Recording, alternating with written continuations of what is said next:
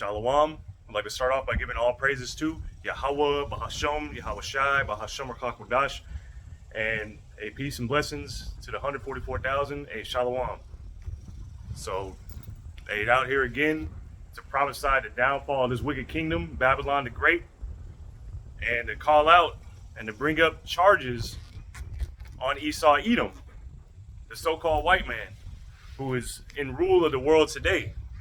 And so when you bring up charges, you bring up their crimes, all that they've done, you bring up everything. You sentence them, and you tell them what their judgment's going to be. And this is what's happening in these last days with Esau Edom, because he is the wicked. He is the wicked that has gone out throughout all the world and that is ruling in these days.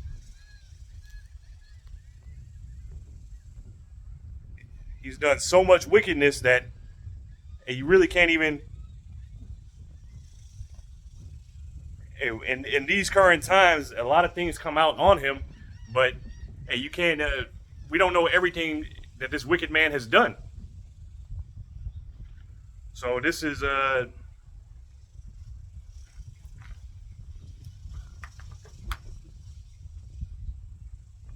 of fact, I'll start here since I already got it.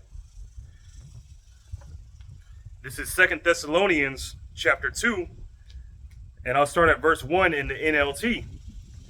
It says, "And now, dear brothers and sisters, let us clarify some things about the coming of our Lord Yahushua HaMashiach, and how we will be gathered to meet him." So, in the last days, which we're currently in, Yahushua is going to return. So let me get this real quick before, because a part of these things of what's happening right now, you're seeing signs of what would be signs of what will be Yahushua's return.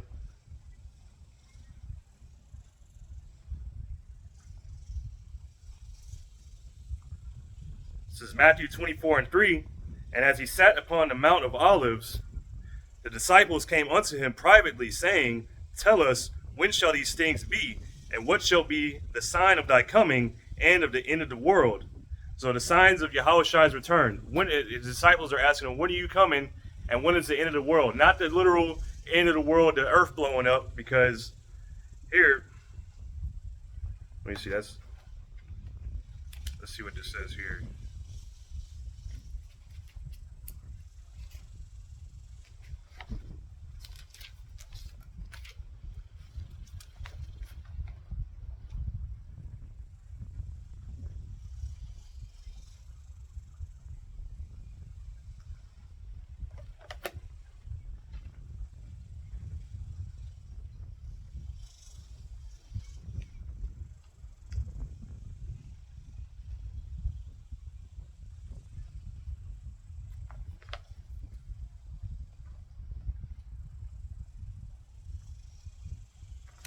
This is Ecclesiastes chapter 1 and verse 4. "One generation passeth away, and another generation cometh, but the earth abideth forever." So one generation passeth, this generation here, the generation that Esau Edom is in, this kingdom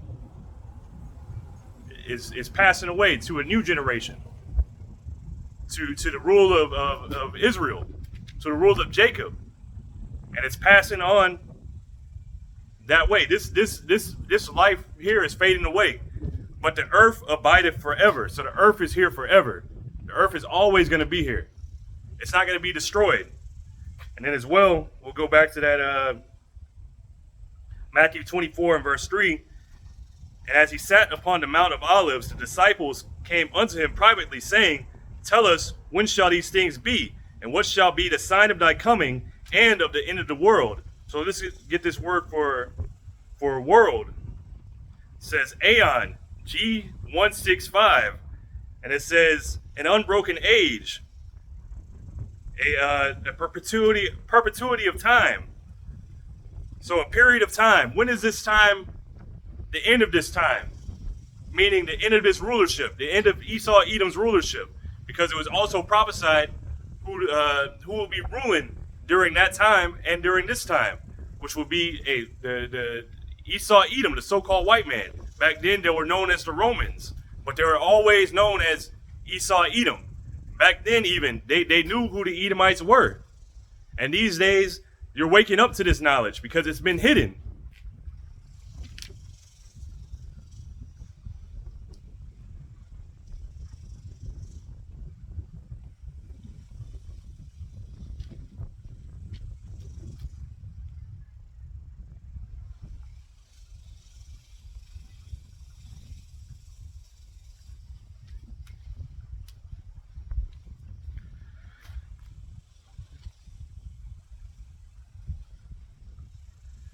This is Matthew 24 and verse 4. And Yahushua answered and said unto them, take heed that no man deceive you. For many shall come in my name, saying, I am anointed, and shall deceive many. So there's many people out here today having their different like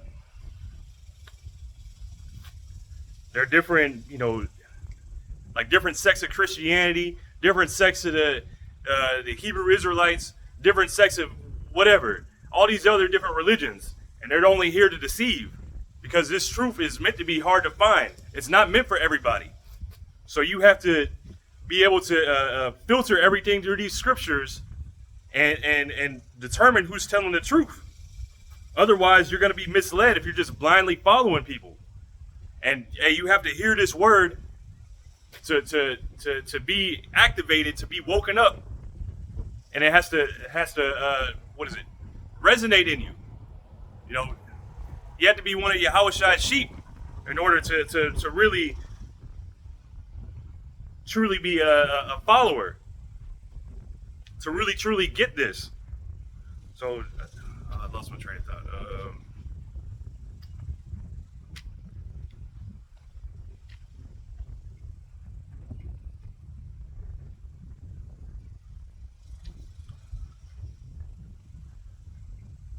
This is St. John chapter 10 and verse 27. And this is Yahushua speaking. My sheep hear my voice, and I know them, they follow me. So Yahushua is saying, hey, my sheep, those that are of my flock, they hear my voice. They know me. And wherever they hear me calling, that's where they're going to go. So they're not going to be deceived by these other false prophets, false teachers, whatever they may be. They're not going to be deceived in these times. They're going to know Yahushua, but they have to be able to discern.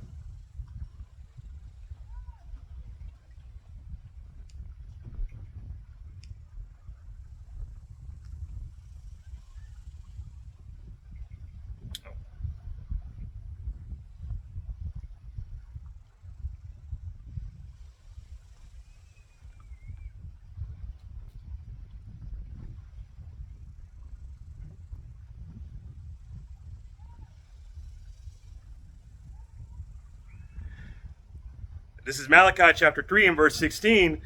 Then they that feared Yahweh Ba'ashem Yahushai spake often one to another. And that's through these video epistles. You know, you have some men in different cities, they get together, they hold camp, which is where they get together and they prophesy, they teach. And then also through the videos, through streaming, through YouTube, you know, whatever other platforms are out there. But we're speaking often to one another through these video epistles, these video letters. Then they that feared Yahweh Ba'ashem Yahushai, and those that fear Yahweh Ba'ashem Yahushai isn't everybody. It's the Israelites. The Israelites that happen to be scattered into every nation around the world, that don't typically look like Negroes, Latinos, and Native Americans.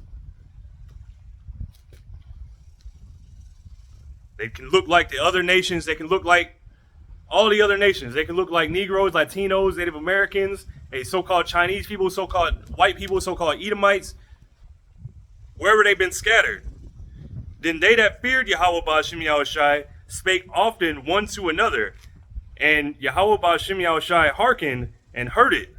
And a book of remembrance was written before them that feared Yahweh Ba'ashem Yahushai, and that thought upon his name. And that book of remembrance is this. This is how we remember who we are, because we lost our heritage. We lost everything. This book is a refresher. It's bringing back all these memories, everything that we lost, everything that we're gonna get, everything. Prophecy, wisdom, the teachings, correction, all this, the laws, the statutes, the commandments, all this is in this book.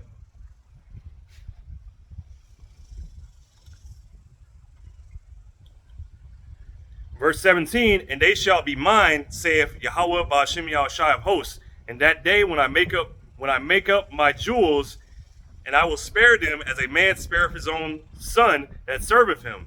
So in these last days, and we're looking to be spared, because there's great judgment coming, great destruction coming. A terrible judgment, terrible destruction is on its way. And we're given the warning.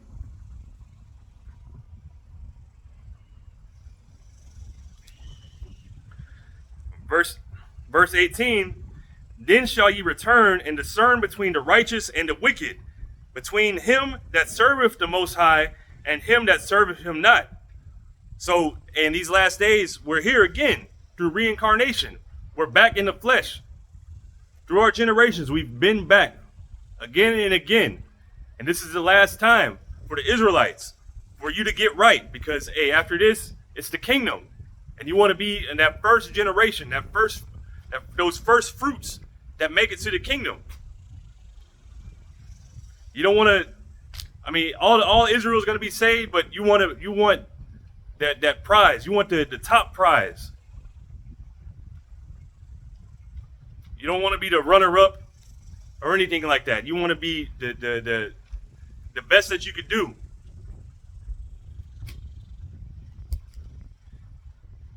But in this time, I'll read that again, Malachi 3 and 18, then shall ye return and discern. Let's get that word for discern. It's 87200, Ra'ah. And it says, to see, to look at, inspect, perceive, consider. So to inspect, you're going to inspect all these things. You're going to inspect what's going on. You're going to look at things closely. What doctrine these people hold? Who are they calling on? What names are they calling on? And okay, they're calling on different names. What vibration do those names carry? They're calling on such and such names, and how do they carry themselves? They're calling on Jesus, and they're jumping around, acting all silly, partying, doing whatever, saying that the Lord's laws are done away with. Well, upon inspection, that doesn't match up with the scriptures. You see men calling on Yahuwah or whatever. They're doing whatever they're doing. They're not prophesying. They're not out doing. They're not doing anything. You see men calling on Yahweh, Ba'ashem Yahushai, and you see them. They're out. They're out prophesying. They're out teaching the word. But you have to be able to discern these things. You have to be able to inspect these things. You have the scriptures to match up to. Not just what you see with your eyes, you have the scriptures.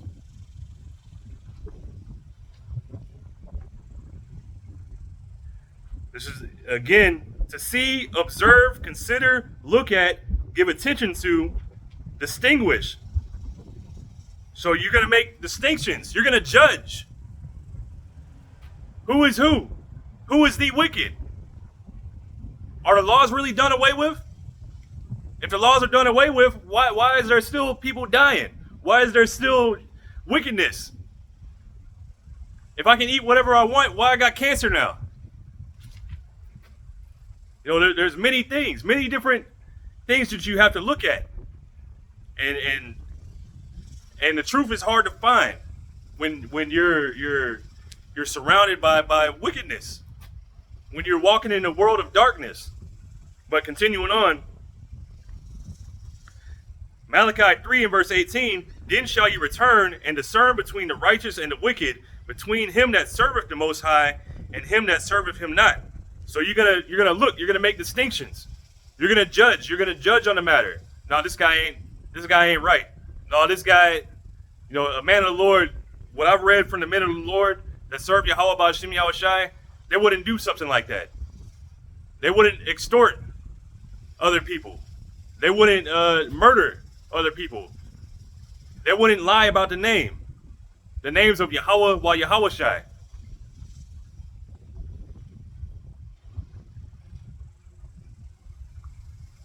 They wouldn't tell you to call on the names of false idols. They wouldn't tell you to do wickedness.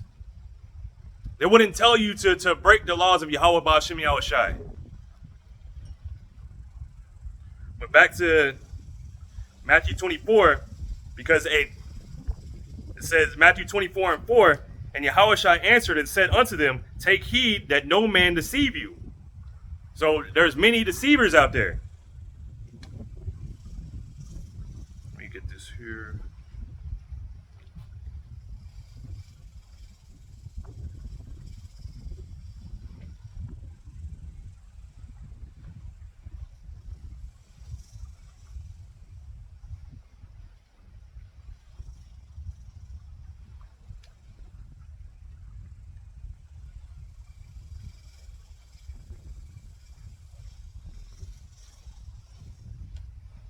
This is 2 John chapter 1 and verse 7. For many deceivers are entered into the world, who confess not that Yahweh Shai Hamashiach is come in the flesh. This is a deceiver and an antichrist, or an anti-Hamashiach. But the point being, there are many deceivers in the world. There's many different people that are out there. Many different false leaders.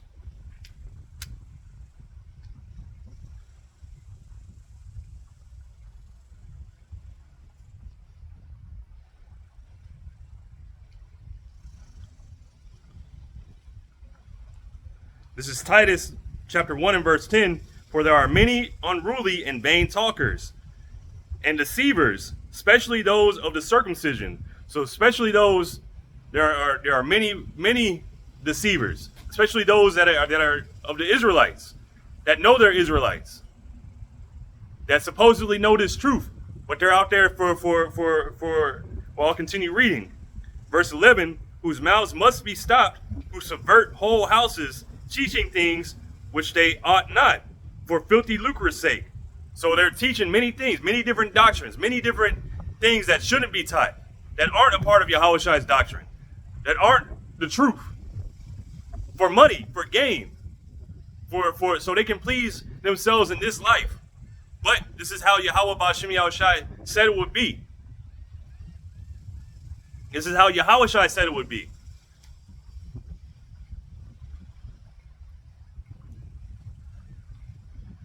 But the point being that there are many deceivers, and you need this word, the Spirit to guide you, to be able to discern, to be able to tell, hey, who's really serving Yahweh Ba'ashem Yahweh Shai and who isn't.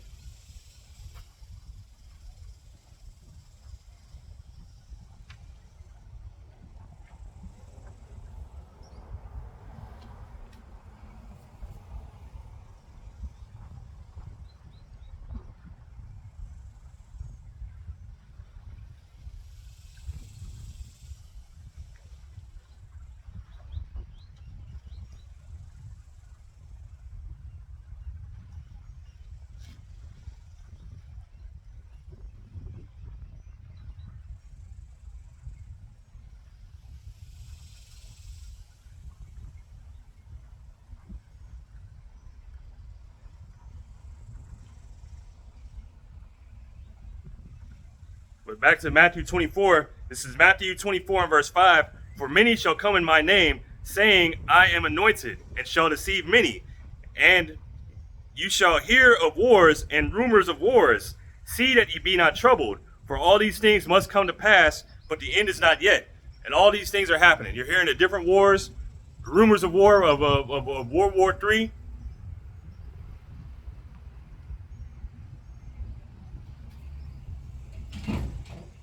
Rumors of civil war here.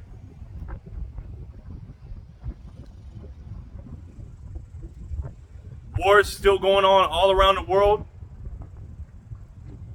This is verse 7. For nation shall rise against nation, and kingdom against kingdom. And there shall be famines and pestilences and earthquakes in diverse places.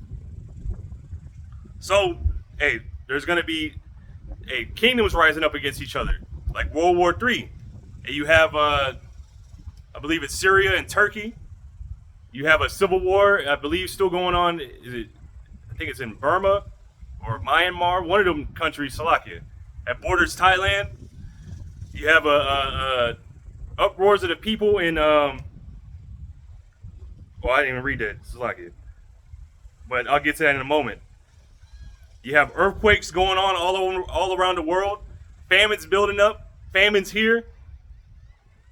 Pestilences, different disease outbreaks. Different STD outbreaks. But earthquakes all over the world. More and more you see earthquakes happening here in Texas, which is almost unheard of. But let me get this real quick. This is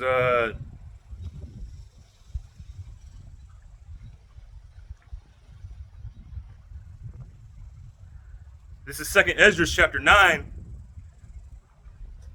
And I'll start at verse 1, and this is in the Good News translation. He answered, "Consider all these things very carefully. When you see that some of the signs I have told you about have appeared, you will know that the time has come when Yahweh, the Most High, Ba'ashem Yahushai, will bring judgment on the world he has created. There will be earthquakes, national rebellions," and what you see these things all around. National rebellions, different people rebelling against their governments, civil wars. We're waiting for this to pop off here. And just last week there could have been a civil war breaking off due to the attempted assassination of the former President Trump.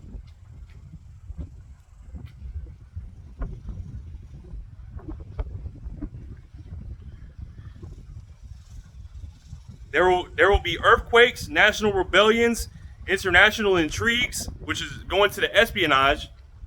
So different kinds of spying happening.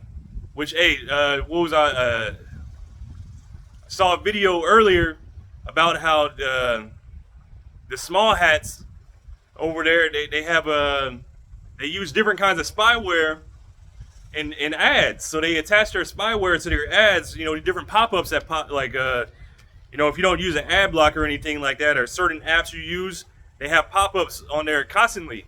And in these pop-ups, however they work, whether you click on them or they disappear there, which most likely you got to click on them, and they put different, they download different spyware to your phones, and they spying on you constantly.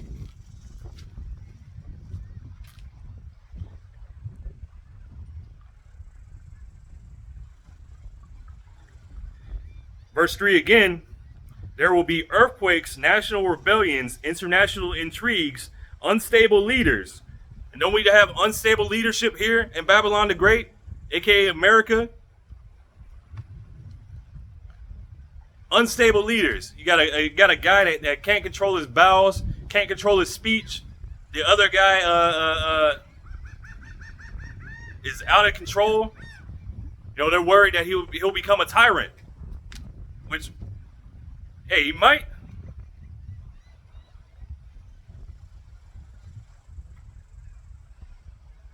Unstable leaders and confused rulers. Also, the guy ruling right now, hey, he's confused.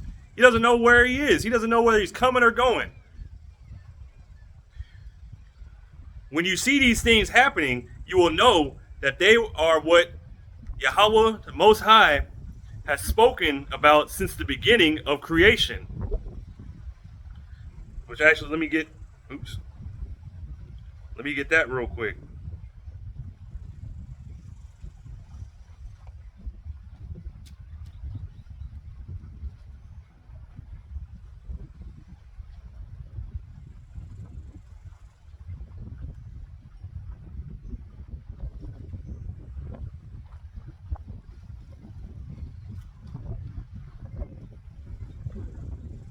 This is Isaiah chapter 46 and verse 9. Remember the former things of old, for I am the Most High, Yahweh Ba'ashem Yahushai, and there is none else. I am power, and there is none like me. There is no other God, no other so-called power or anything like that in comparison to Yahweh Ba'ashem Yahushai. Nothing can compare to him. There are no other gods. All the other gods that nations came up with, They're all idols. They're all false. They can't do anything. It's Yahweh that does everything. Yahweh that made this earth. Yahweh that makes the wind blow. That gives the order.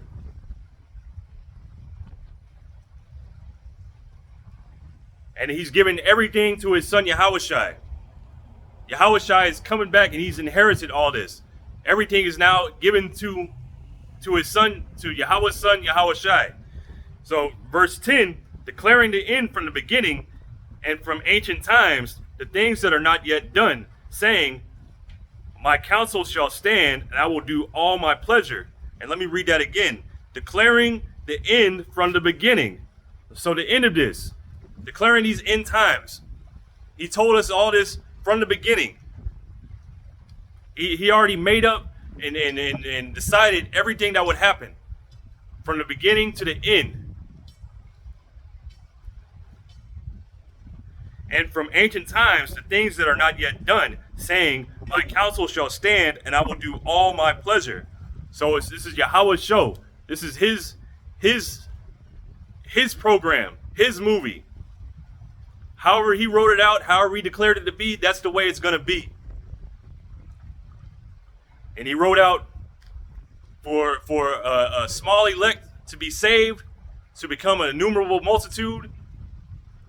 And he wrote for the wicked to be utterly destroyed, the wicked being Esau, Edom. After they serve out a lengthy punishment for all the wickedness they've done. But you have those that were created to be wicked and those that were created to be righteous. Let me see. Let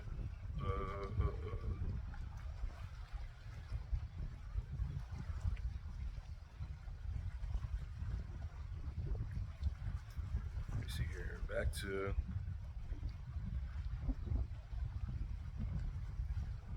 Back to 2nd Ezra chapter 9 in the GNT.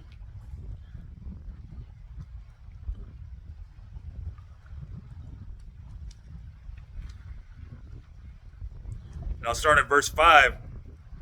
The beginning and the end of everything that happens in this world are clear. The same is true in the world above. So everything that happens here on earth, it's clear, it's plain. And the same is true in the heavens. The same is true in the world above. Wonders and miracles show the beginning of events, and mighty signs show when they end. And you're seeing different signs at the end of this kingdom. You can look up signs of civilization, signs of a civilization collapse, or signs of societal collapse. Hey, Babylon the Great is going through all those.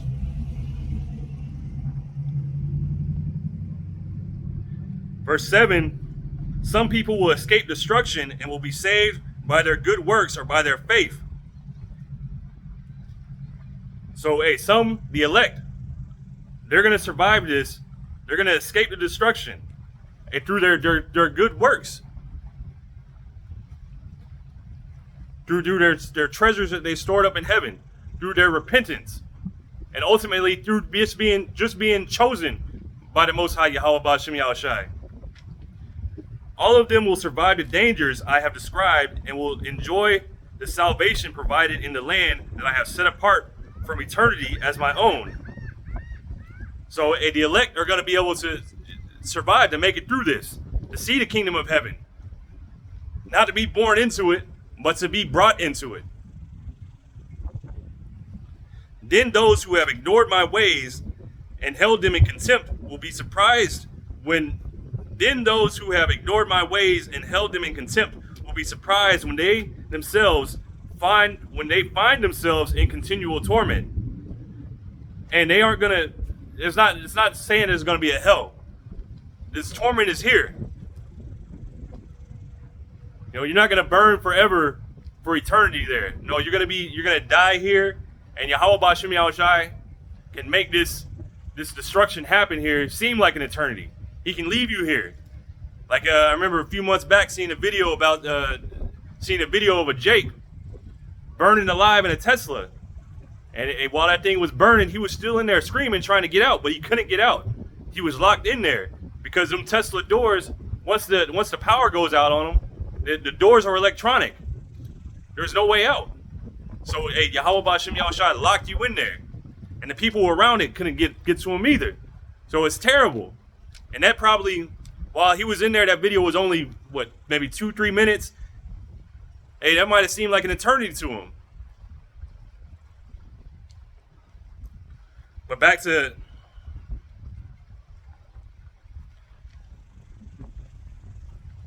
Let's see here. Let me get 15.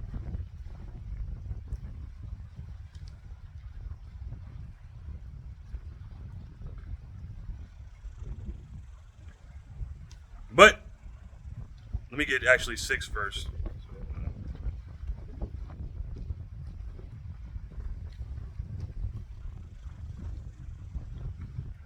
This is 2nd Ezra chapter 6.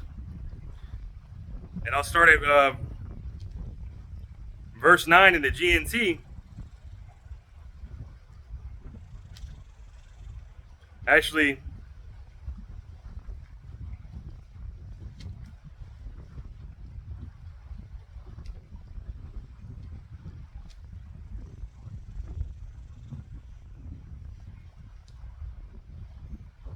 yeah, I'll start at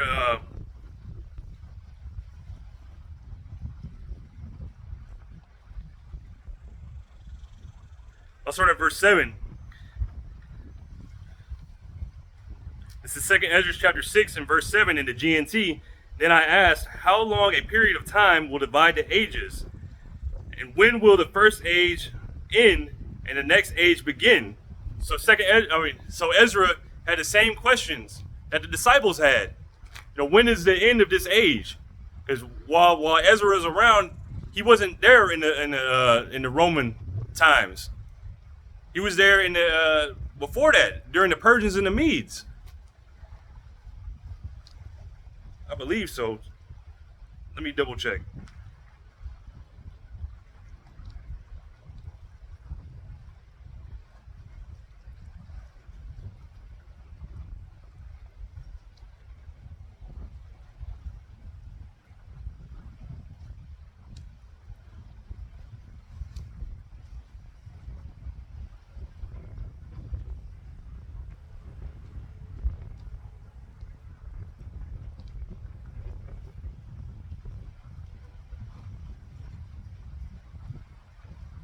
It's lucky. I think he was in the Babylonian Empire.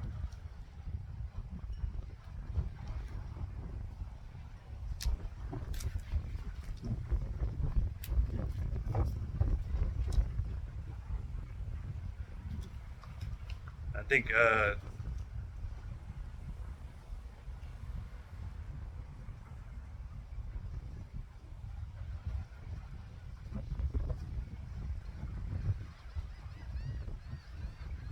oh, no, I'm sorry.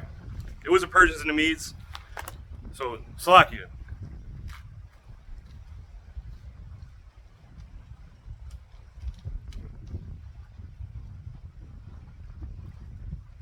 But during that time, there was still 2 more kingdoms, two more empires to rule.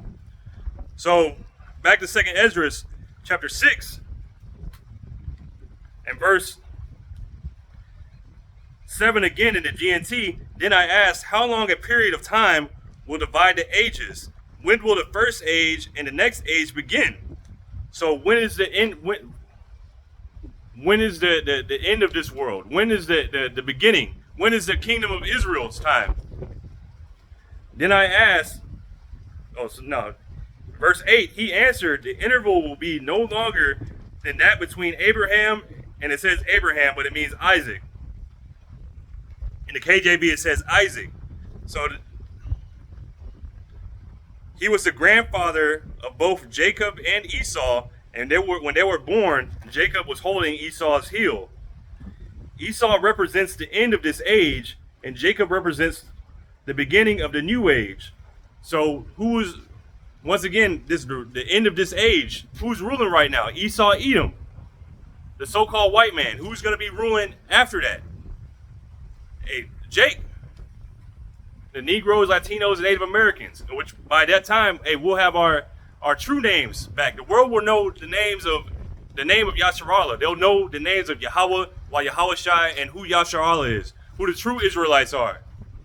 Not these fake small hats who are in the land dancing around, bombing other people while claiming they're the Israelites, but when the Israelites return to their own land, there should be peace. World peace.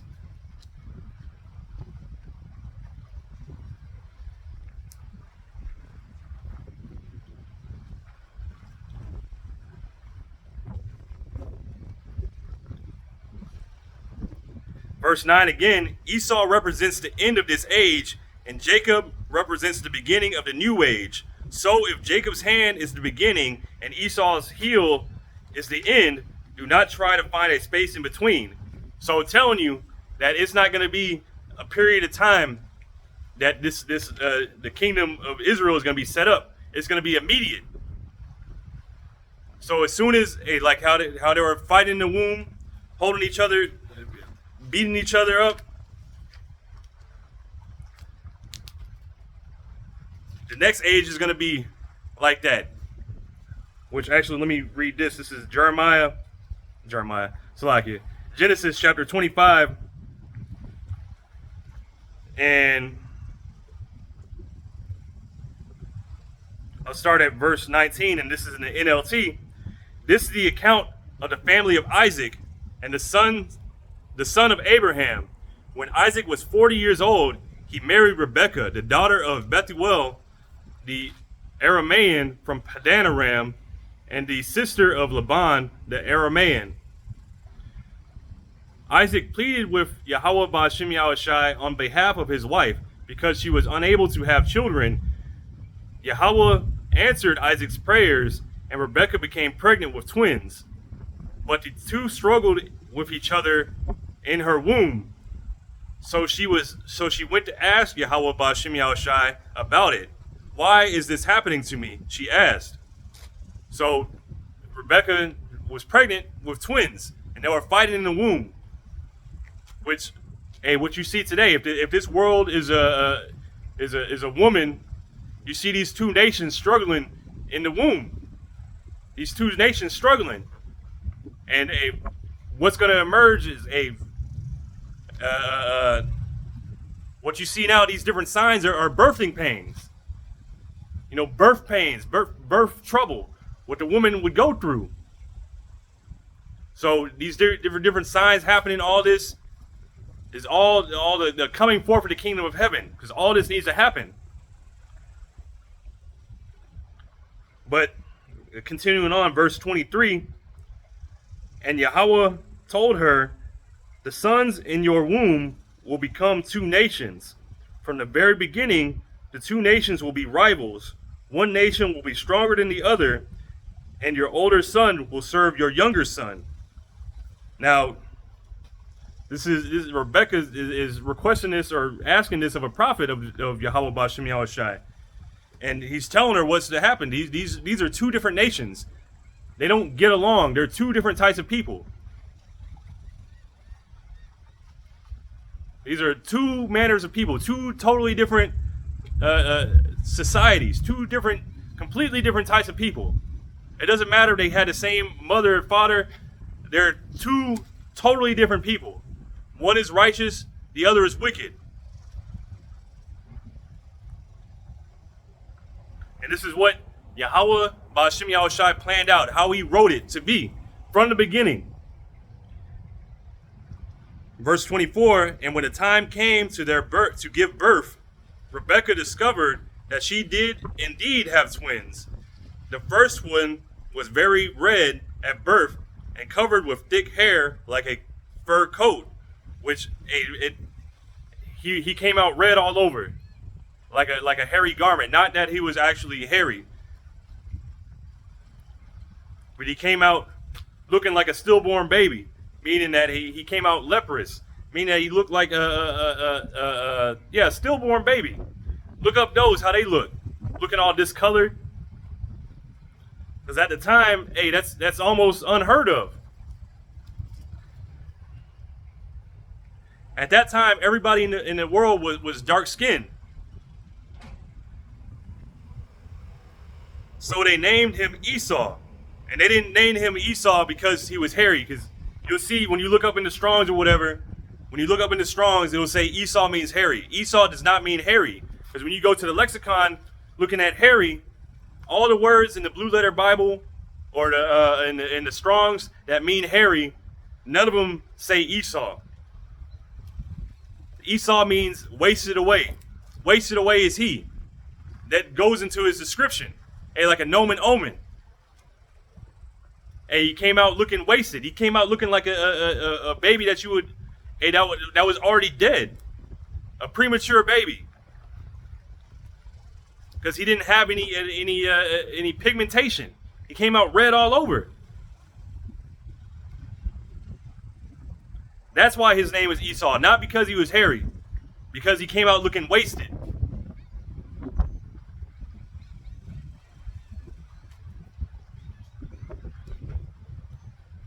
Verse 26. Then the other twin was born with his hand grasping Esau's heel. So they named him Jacob. And Jacob means to supplant or to grab the heel. So again, why did they describe Esau? Why did they describe him as being red all over? Like a stillborn baby, like a premature baby. Why didn't they describe Jacob? Because he came out looking normal. Came out looking like everybody else. Came out looking how he was supposed to. But these are signs.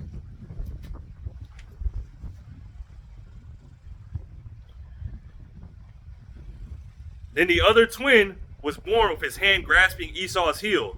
So they named him Jacob. Isaac was 60 years old when the twins were born. Verse 27, as the boys grew up, Esau became a skillful hunter. It's like it. He was an outdoorsman. So as the boys grew up, Esau became a skillful hunter. He was an outdoorsman. Hey, look up, it says here that he was a cunning hunter in the KJV, meaning that he was a wise hunter, a knowledgeable hunter. Knowing how to kill, set up different traps, do all this. An outdoorsman. And when you look up the different demographics for hunters, especially here in the U.S., it's mostly white people. Majority, a big majority, a huge majority. It's almost disproportionate. No, it is disproportionate. I think it's like, actually, I got my phone right here.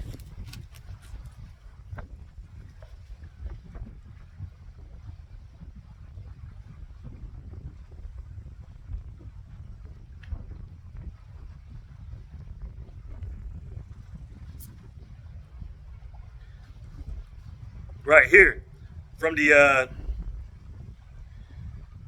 this is, I just put in hunter demographics into Google. It says the survey, and this is from deltawaterfowl.org.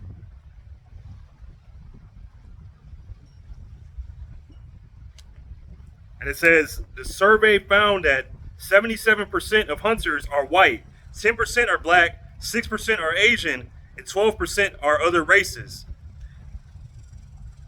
2 million hunters in the United States are Hispanic, but the point being, that would fall in that 12%. But 77% of hunters are white, and then it immediately drops off to 10%. That's a huge portion telling you, hey, this man was a hunter, an outdoorsman. The scriptures give you signs, give you things to discern about, because the scriptures are real. These are about real people that lived, and they're back here today. So once again, discerning. This is Genesis 25 and verse 27 in the NLT. As the boys grew up, Esau became a skillful hunter. He was an outdoorsman, but Jacob had a quiet temperament, preferring to stay at home. So if you know Jake, Jake likes to just chill. You know, Jake don't really like getting all out there that much. You know, You see some people out here sometimes kayaking or whatever in this nasty water, going up camping in the mountains and all this stuff. Jake ain't really into all that, man. He just want to chill. But that's how it comes from our forefather Jacob.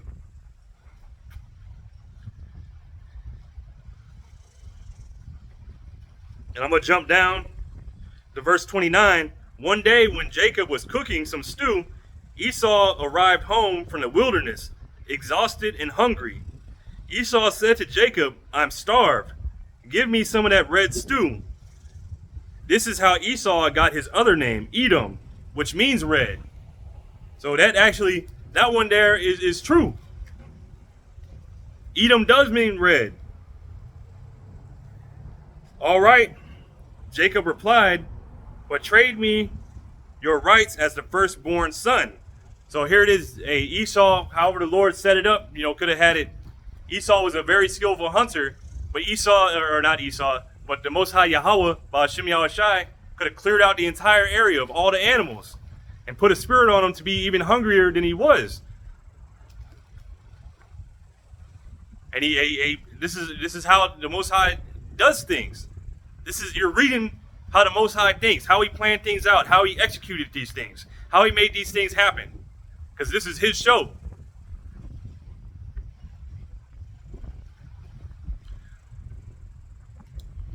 Verse 31 again. All right, Jacob replied, but trade me your rights as the firstborn son. Now in the ancient world, the firstborn, you pretty much got everything. Your siblings would serve you, all that. You got the best blessings. But Yahweh, Ba'ashem Yahushai, he has his program. He wrote this prophecy out to be. The elders shall serve the younger. So, how this got to happen? You're reading how this is happening. You're reading the beauty of it.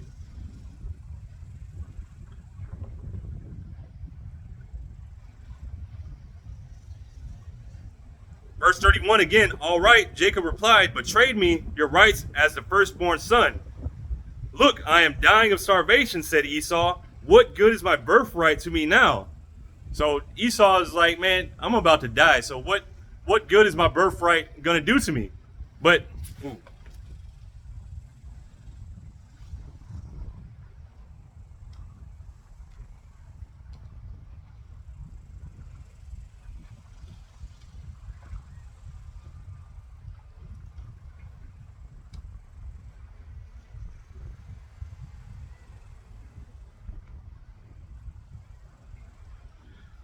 I can't remember word to.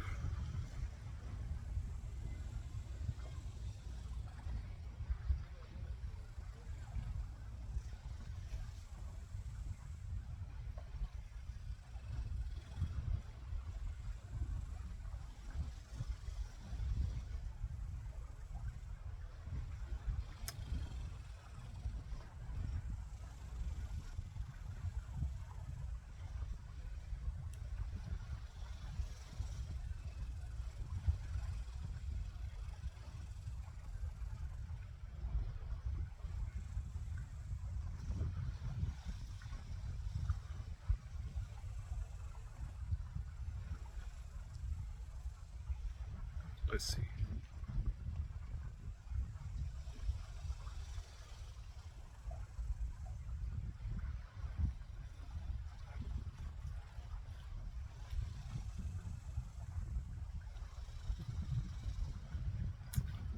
Slaggy.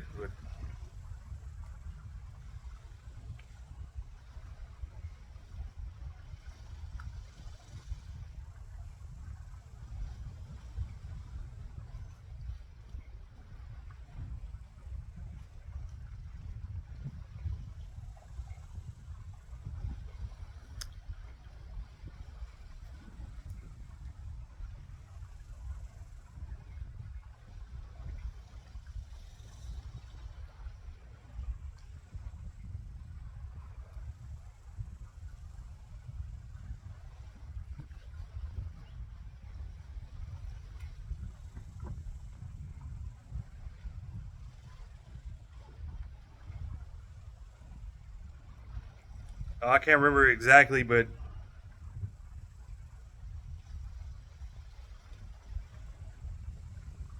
can't remember it exactly, but Lord willing, it'll come back. But here's one. This is Proverbs chapter 21 and 1. The king's heart is in the hand of Yahweh Bashem Yahushai. As the rivers of water, he turneth it whithersoever he will. So the Most High, he works on the minds of men. He controls our minds. He gives us our thoughts, what to do, what we're doing, what we're going to do for the day, everything. So this is because how this happened. Oh,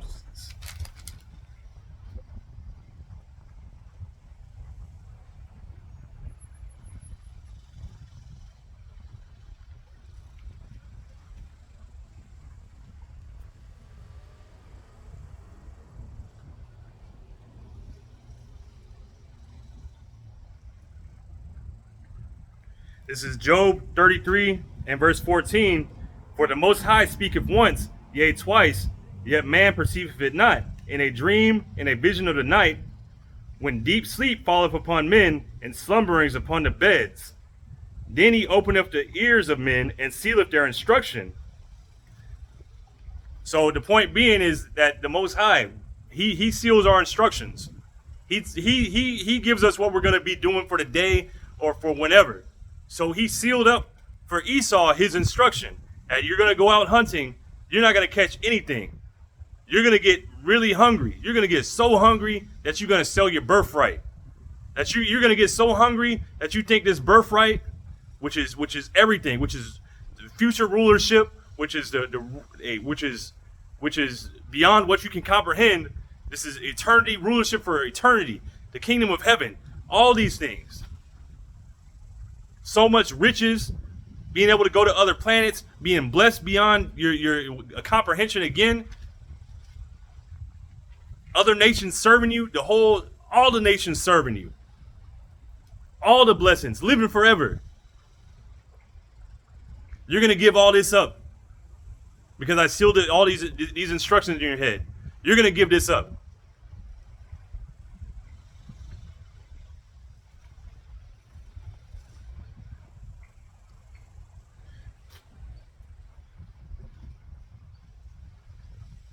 But this is back to Genesis chapter 25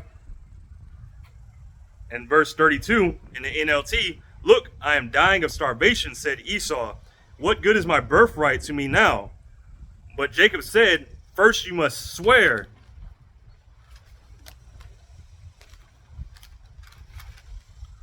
Your birthright is mine. So Esau swore an oath, thereby selling all his rights as a firstborn son to his brother Jacob.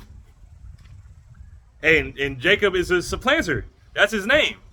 He got over on Esau. But, hey, that's how it was written. Because Esau, he sold his birthright. He knew what he was doing. He said he didn't have any there's no purpose for this. I'm about to die. What need do I have with this birthright? I'm about to die. I need to fill my belly now.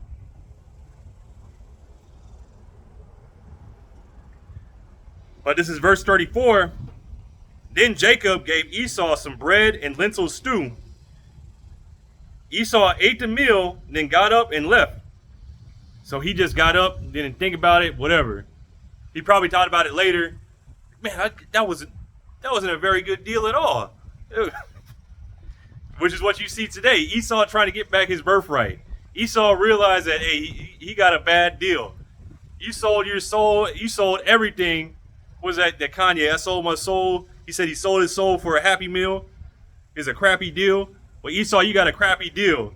Because, yeah, you ruling right now. Yeah, you living it up. You got all the... Which, hey, let me just continue. Then Jacob gave Esau some bread and lentil stew. Esau ate the meal, then got up and left. He showed contempt for his rights as the firstborn. Meaning contempt, meaning disgust. Meaning that he didn't care about it. Let me get this. This is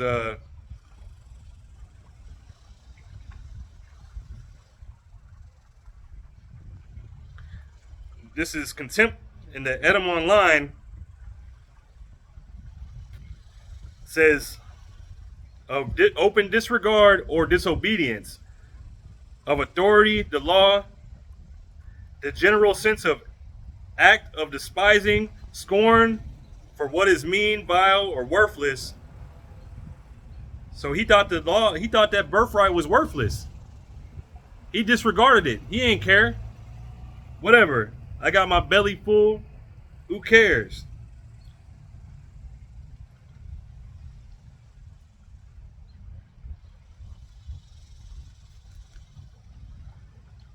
Now I'm gonna jump. This is Genesis chapter 27.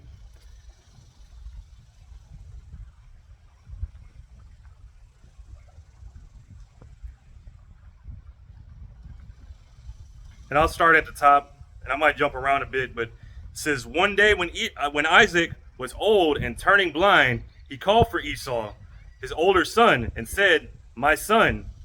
"Yes, my father," Esau replied. I am a very old man now," Isaac said, "and I don't know when I may die. Take your bow and quiver full of arrows and go out into the open country to hunt some wild game for me." So, hey, Isaac is getting ready to die. He's getting ready to pass. He's getting ready to go to the spiritual realm. But before he passes, hey, he wants to bless his son Esau, but he's blind. But Rebekah overheard what Isaac said to his son Esau. So when Esau left to hunt for the wild game, she said to her son Jacob, "Listen, I overheard your father say to Esau, 'Bring me some wild game and prepare me a delicious meal. Then I will bless you in Yahweh Ba'ashem Yahushai's presence before I die.'" So, hey, Rebekah, she knew the prophecy that the elder is to serve the younger. So she knows. She knows what has to be done. You know, she already knows the prophecy. So, hey, Esau can't get this blessing. But this is Yahweh Ba'ashem Yahushai setting these things up too. Because once again, you're looking at reading or hearing about Yahweh Ba'ashem Yahushai, his program. You're seeing how these things happen, how these things played out. And she said, this is verse 8, "Now my son, listen to me, do exactly as I tell you. Go out to the flocks and bring me 2 fine young goats. I'll use them to prepare your father's favorite dish." And back in 25, I didn't read it, but hey, Isaac loved Esau's venison, his game. He loved the way he cooked. And Esau, he can get down on the pit, on the grill.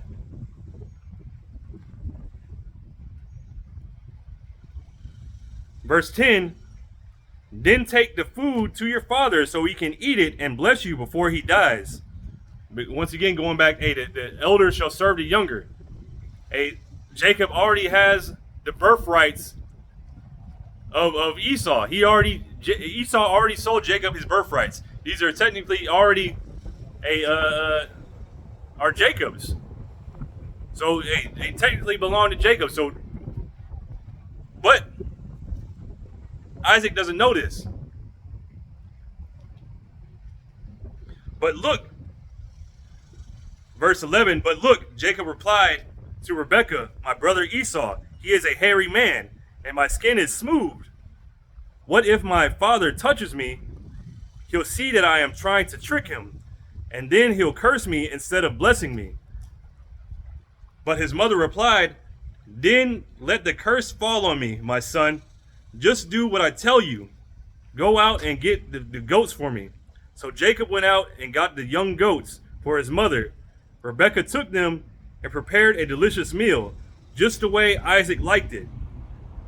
Then she took Esau's favorite clothes. Then she took Esau's favorite clothes, which were there in the house, and gave them to her younger son Jacob. She covered his arms and the smooth parts of his neck with the skin of the young goats. Then she gave Jacob the delicious meal, including freshly baked bread. So Jacob took the food to his father. "My father," He said, "Yes, my son," Isaac answered. "Who are you, Esau or Jacob?" Jacob replied, "It's Esau, your firstborn son. I've done as you told me. Here is the wild game. Now sit up and eat it so you can give me your blessing." And Isaac asked, "How did you find it so quickly, my son?" "Yahweh, your God, put it in my path," Jacob replied. Then Isaac said to Jacob, "Come closer so I can touch you and make sure that you are really Esau." So Jacob went closer to his father, and Isaac touched him. "The voice is Jacob's, but the hands are Esau's," Isaac said. But he did not recognize Jacob because Jacob's hands felt hairy just like Esau's. So Isaac prepared to bless Jacob. "But are you really my son Esau?" he asked. "Yes, I am," Jacob replied.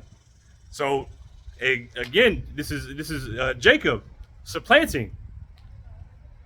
Jacob being a nomen omen, being what he does, being the supplanter, what he's good at. The blessings that Yahweh Ba'Shem Yahushai gave him, and it's all names are very important. All throughout the scriptures, you'll see different names that have different meanings, like Dawadah, beloved, or Yahweh, Yahweh thanks, or or like Nabal, which means fool, or Cain, which means weapon, or Esau, which means a wasted away is he, which both of those go together, and we'll get to that because this is verse 25. This is Genesis 27 and verse 25 in the NLT. Then Isaac said, "Now my son, bring me the wild game. Let me eat it, and then I will give you my blessing." So Jacob took the food to his father, and Isaac ate it. And he also drank the wine that Jacob served him. Then Isaac said to Jacob, "Please come a little closer and kiss me, my son." So while you can think that Esau, or not Esau, Isaac is hip to what's going on. This is he got Jacob's voice, but I can't see nothing. But he feels hairy like Esau, and now he's trying him again. He's like, "I don't think this is really Esau, but let's go with it anyway, because this is Yahweh Ba'Shem Yahushai's show. Prophecy has to play out."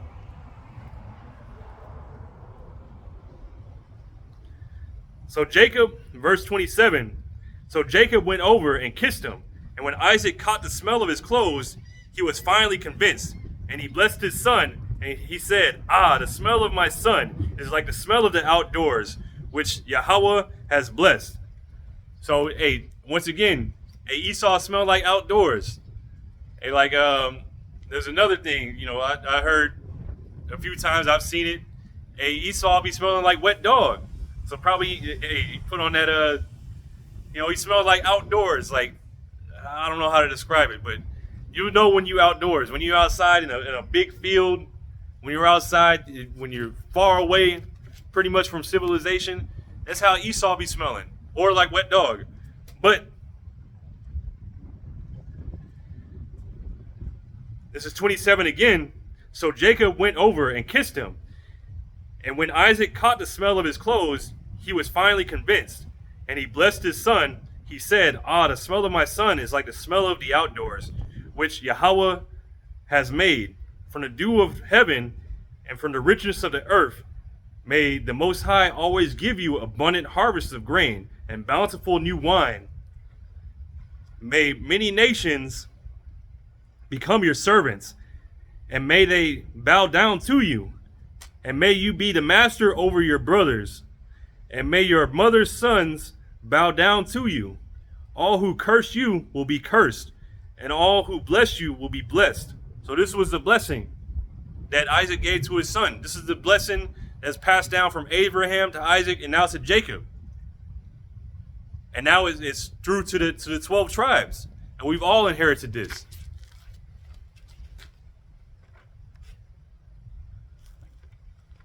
Through this blessing, through the scriptures.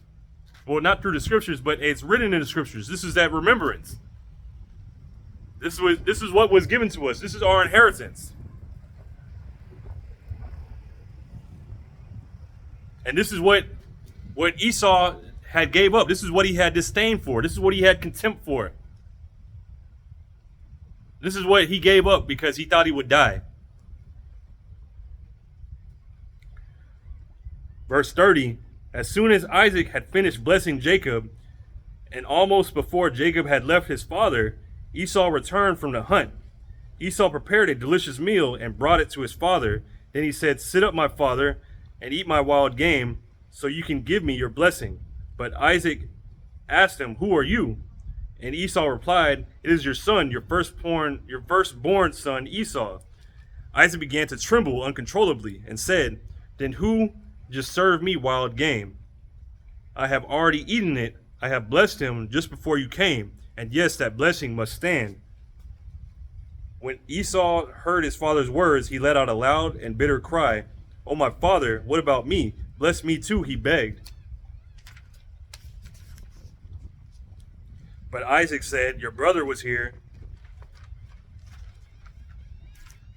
and he tricked me.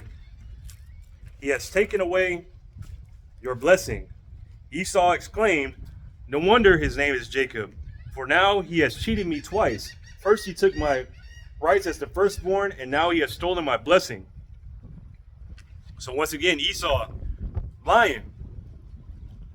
He was a liar from the beginning, but hey, here he's lying because hey, he's saying that he stole it. He said he cheated him, but he didn't. Because Esau sold it. He sold it fair and square.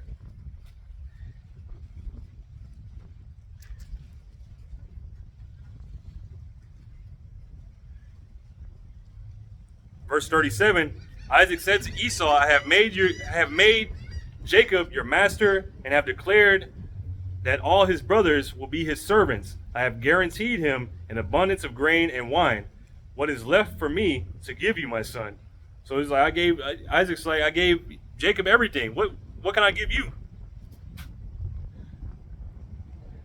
Esau pleaded, but do you only have one blessing? Oh, my father, bless me too. Then Esau broke down and wept. So Esau is weeping and crying and snot probably running down his nose. But really, hey, this is all part of the show.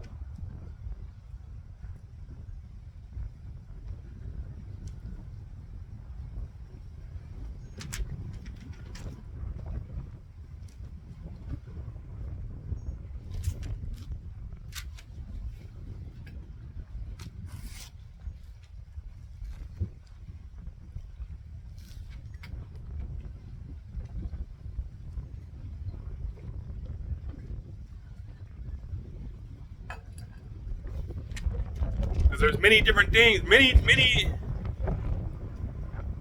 different things. Like in this coming point in time, in life, whenever the destruction comes, you're gonna find out whether you've been accepted or rejected. Because those that don't make it out of this kingdom alive, the Israelites that don't make it out of this kingdom, that don't make it to the chariots, hey, guess what? You were rejected. But this is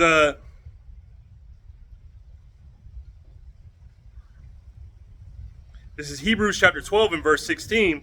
Lest there be any fornicator or profane person as Esau, who for one morsel of meat sold his birthright.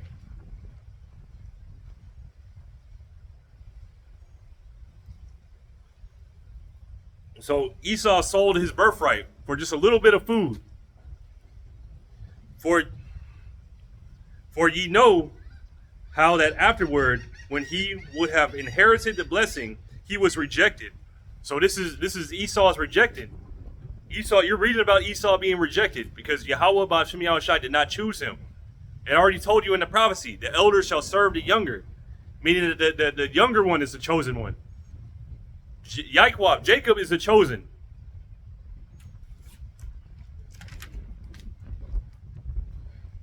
Hebrews 12 and 17, for ye know how that afterward, when he would have inherited the blessing, he was rejected. for he found no place of repentance, though he sought it carefully with tears. So, hey, you see him crying now. He's trying to get a blessing. He's trying to get that birthright back. This is what he's trying to get now. But he's not going to get it. You've been rejected.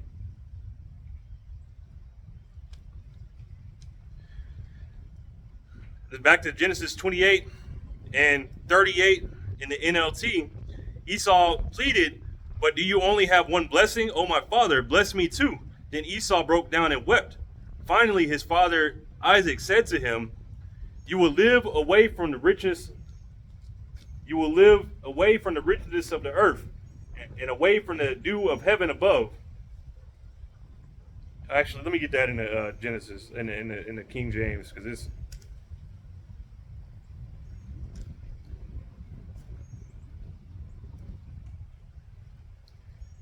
The NLT is good, but occasionally it'll go off. This is Genesis 27 and verse 39. And Isaac his father, and this is in the KJV, the King James Version. And Isaac his father answered and said unto him, "Behold, thy dwelling shall be the fatness of the earth, and of the dew of heaven from above." So, hey, your blessing, where you're going to live, you're going to have the best places on the earth, the fatness of the earth. The fattest places. So when you look at Esau, Edom, where he's dwelling, hey, he's all over the world. He's in the best places.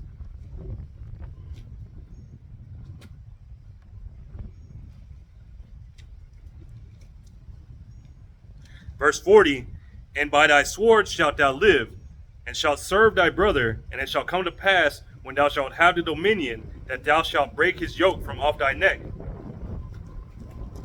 So, hey, he lives by his sword. This is how he got everything. This is how he got his riches. This is how he got everything, through his sword. Because it said he's a cunning hunter. So he came out with different plans and plots and schemes, all these things to get over. But just going back to the blessings, the Esau, Edom, and Jacob, giving you different signs of Esau.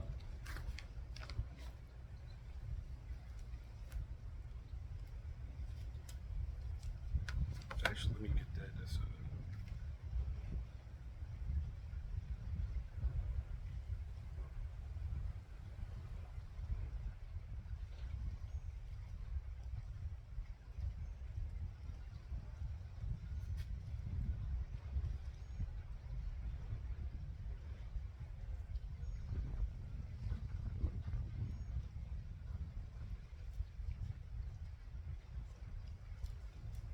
And Esau is the sword of the Lord, who Yahweh Ba'ashem Yahushai chose to be the wicked, to be the destroyer. Matter of fact, before I get that.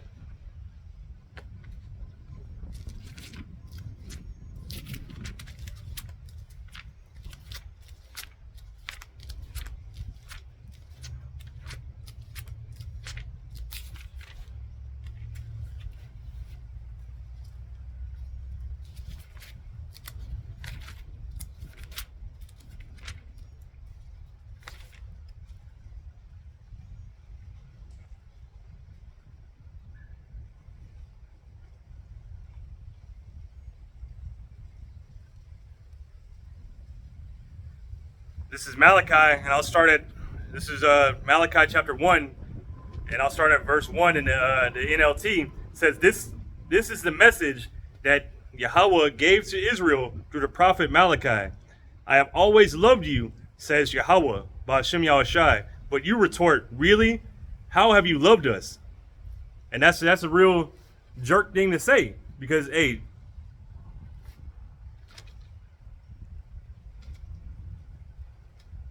Yahweh Ba'ashem Yahushai has showed his love. He's abundantly proved his love for Israel over and over again.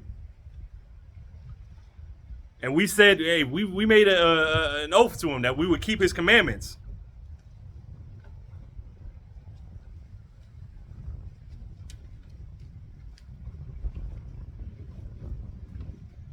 And we broke them every time.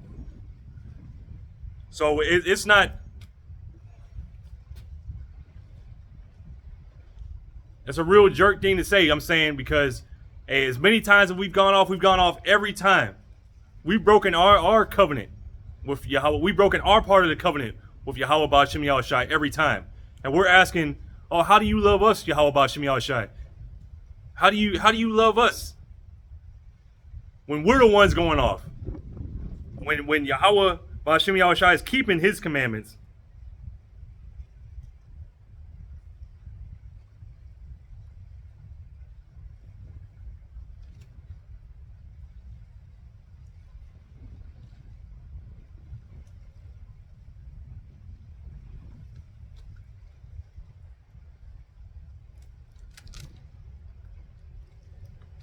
So this is Proverbs chapter 3 and verse 11. My son, despise not the chastening of Yahweh Ba'Shem Yahushai, neither be weary of his correction. And how's the chastening happen? Through the curses, through different things that happen to us. These are all the chastening of the Lord to get us correct, to get us coming back.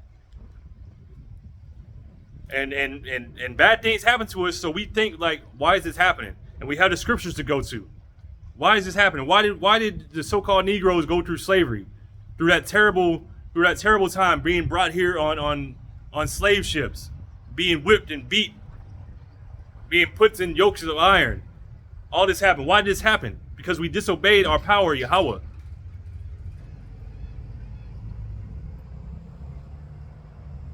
Verse 12, for whom Yahweh Ba'Shem Yahushai loveth, he correcteth, even as a father, the son in whom he delighteth. So, hey, we're receiving all this correction because Yahweh Ba'Shem Yahushai loves us. If he didn't love us, he would let us continue in our wickedness. Now back to Malachi. Malachi 1 and verse 2 in the NLT, I have always loved you, says Yahweh Ba'Shem Yahushai. But you retort, really? How have you loved us? And Yahweh Ba'Shem Yahushai replies, this is how I showed my love for you. I loved your ancestor Jacob, but I rejected his brother Esau and devastated his hill country. I turned Esau's inheritance into a desert for jackals. And that's what, Petra today, nobody's dwelling there. But where is Esau now? He's mostly here in Babylon the Great, America, and Europe, and wherever else around the world. He's made his different havens. But the Yahweh Ba'Shem Yahushai is telling you, I'm going to turn all them things to a wasteland because America, Babylon the Great is going to be the #1 desert. It's going to be the biggest desert the world has ever seen. But he's letting you know, I loved you. I always loved you. This is why I'm doing this to you. Because, Esau Edom, you see him today. He's living big. He's living large. And while we're down here, the Israelites are down at the bottom. That's part of the curses too. Matter of fact,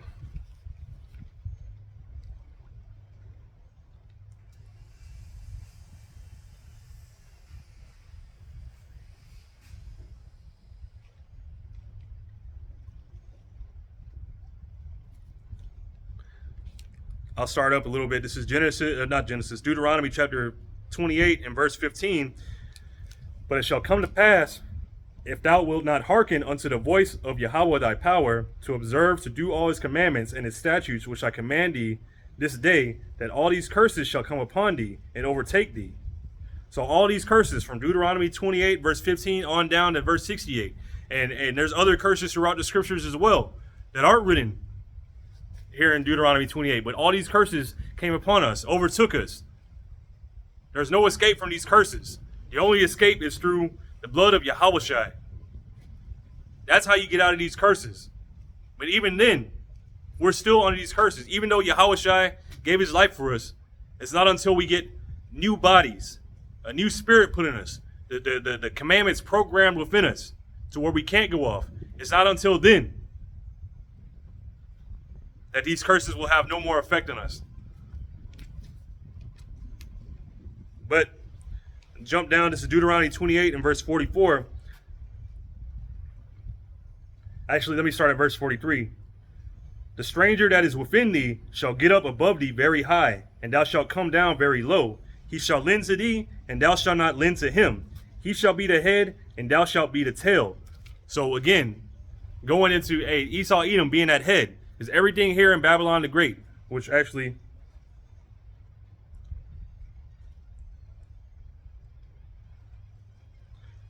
because everything here in Babylon the Great, we have to go to our enemy for everything. We have to go to Esau Edom for everything, but these other nations for everything. But the main one being Esau Edom. If you want a loan, get a house, anything, buy property, anything, you have to go through Esau Edom. And he decides whether or not he wants to give it to you. He gives it to you at a ridiculous price with ridiculous interest that you'll never be able to pay off. You know, you buying a car, you know, get a car note, whatever, you got to pay $1,000 a month for a car that isn't even worth that. Or you taking out loans from Esau and you're paying ridiculous amounts of money, which you'll never be able to pay back because of the interest. And then if you try to pay it back, you're not even paying back anything. You're only paying back the bare minimum. So this is Esau Edom. This is him. This is that enemy. Matter of fact, let me go back to that Genesis because I forgot something. Because it just wasn't that Esau got the blessing and that he would have, you know, the fatness of the earth and live by the sword. No, there was more than that. Because Esau has a hatred for Jacob, for his descendants. So this is back to Genesis 28, and this is verse 41. From that time on, Esau hated Jacob because their father had given Jacob the blessing. And Esau began to scheme. I will soon be mourning for my father's death. Then I will kill my brother Jacob. So when Isaac was to die, Esau says, I'm going to be mourning. But afterward, I'm going to kill Jacob. Because the Lord accepted him and rejected me. But I want that blessing. And the same thing happened with Cain and Abel. Cain killed Abel because the Lord had respect to his blessing, to his offering, Slakia.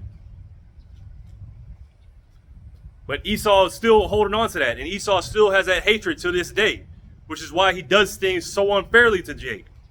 But this is the Lord Yahweh Ba'ashem Yahushua using Esau as a whipping stick, as the sword that he is.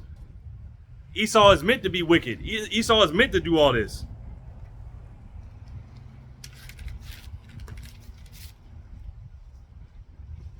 This is Deuteronomy 28 and 48. Therefore shalt thou serve thine enemies, which Yahweh Ba'ashem Yahushua shall send against thee, in hunger and in thirst and in nakedness and in want of all things. And he shall put a yoke of iron upon thy neck until he have destroyed thee. And this happened here. You look up yoke of iron, you're going to see a so-called Negroes with yokes of iron on their neck, shackled up. But this is Esau Edom. We have to serve him. We have to go to him for the want of all things, for everything. It doesn't matter if you got your own property, this, that, or whatever. How'd you get it? You had to go through Esau Edom. To buy the property, you had to go through the courthouse or wherever you go to get property. To get the loan, you had to go to Esau's banks. You know, you get the money. Whose face is on it? Esau.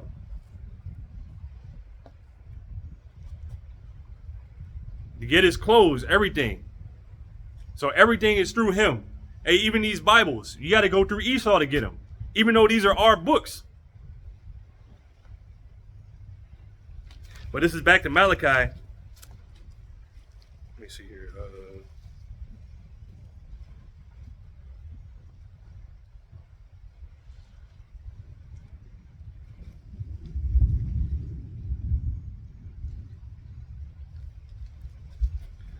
This is Malachi chapter 1, and I'll start at verse 4 in the NLT. Esau's descendants in Edom may say, we have been shattered, but we will rebuild the ruins. So again, after this nuclear destruction, these nuclear missiles hit, this is what Esau, they're already coming up with these contingency plans now. You know, they're building bunkers.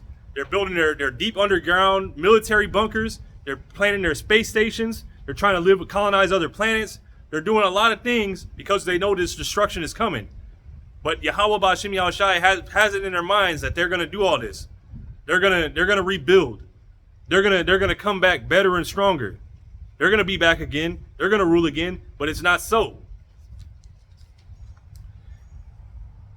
Again, Esau's descendants in Edom may say, "We have been shattered, but we will rebuild the ruins." But Yahweh Ba'Shem Yahushai of heaven's armies replied, "They may try to rebuild.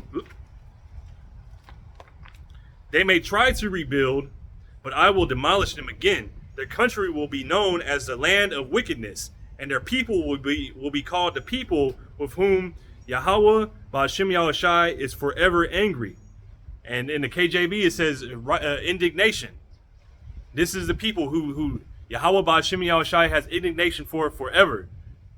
And it also says that they're the border of wickedness. So wherever they go, wickedness follows. Wherever they are, hey, guarantee some wickedness, some terrible stuff is going down. And like here in Babylon the Great, hey, they say they serve the Lord. You know, they say they fear the Most High, they fear God, all this and that, but they don't. Their actions show otherwise. This is the land of confusion because they set up, you know, ABC people over it. They set up unjust laws.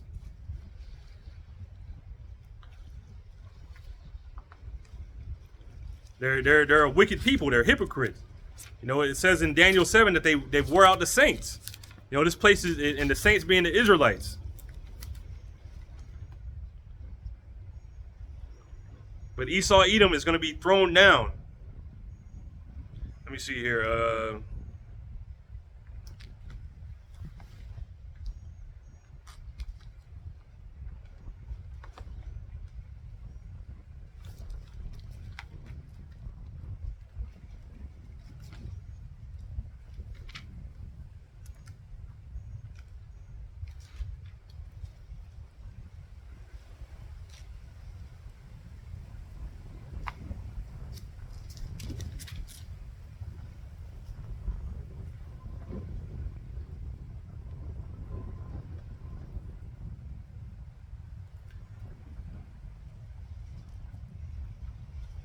This is Luke chapter 16 and verse 19 in the NLT. And Yahushua said, "There was a certain rich man who was splendidly clothed in purple and fine linen, who lived each day in luxury. At his gate lay a poor man named Lazarus, who was covered with sores." And this representing a Esau and Jacob again. And at that time, the Romans were ruling. And they were up high. They were up very high. And Lazarus representing Israel. And he was very poor at the time. He was beat down by all the other nations. He was in a destitute state. At his gate lay a poor man named Lazarus, who was covered with sores. As Lazarus lay there longing for scraps from the rich man's table, the dogs would come and lick his open sores. And the dogs being the other nations. They would come and lick your sores. They'd come in and take advantage of you. They would stop you from healing. Because your sores, they need air. They need time to heal. But it doesn't help with if you're constantly getting picked at. No, those things will never heal. Verse 22, the poor man died and was carried by the angels to sit beside Abraham at the heavenly banquet. The rich man also died and was buried. And he went to the place of the dead. There in torment he saw Abraham in the far distance with Lazarus at his side. So again, this is not talking about, first of all, this is a parable. Second of all, it's not talking about literal hell and place of torment. No, this is talking about Esau Edom, his kingdom coming to an end. And now, which actually, let me get that too. This was in Deuteronomy. Where is that? Oops.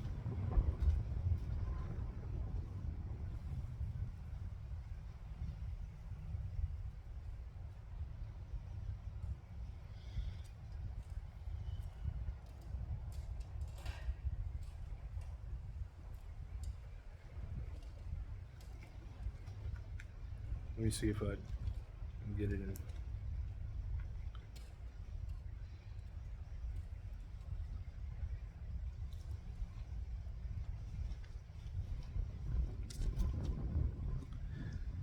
This is Deuteronomy 28. And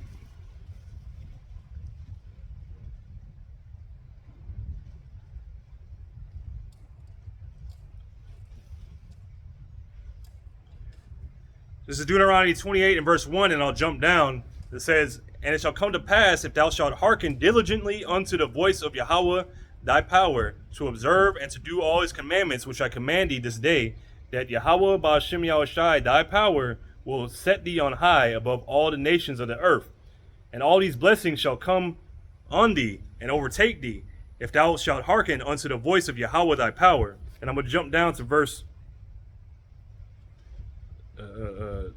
12.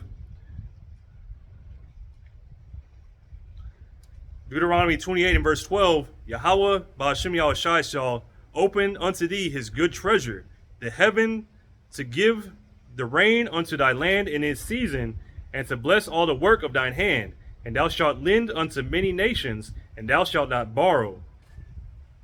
And Yahweh shall make thee the head and not the tail, and thou shalt be above only, and thou shalt not be beneath.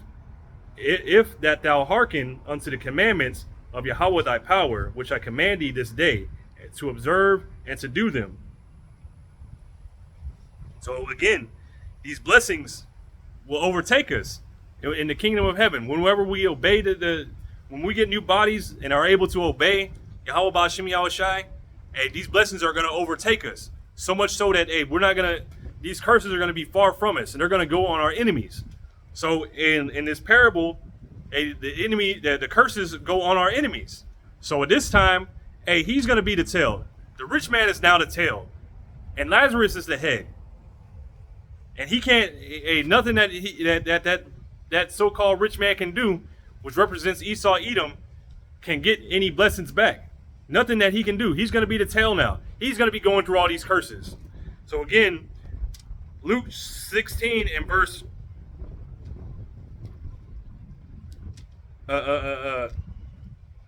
verse 24 in the NLT, "The rich man shouted, Father Abraham, have some pity. Send Lazarus over here to dip the tip of his finger in water and cool my tongue. I am in anguish in these flames." And that means to give him some relief. You know, because hey, if the rich man is in hell, what is a little somebody dipping some water on your tongue going to do? You're engulfed in flames. No, it just means to give him some relief, to help him.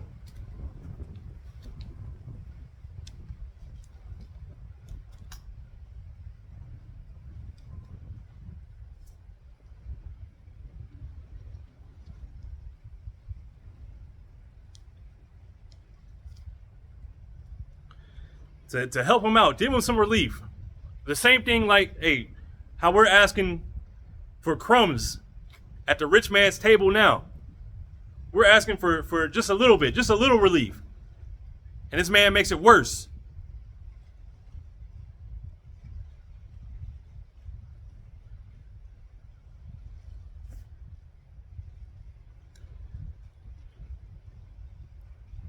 This is Isaiah chapter 47 and 5.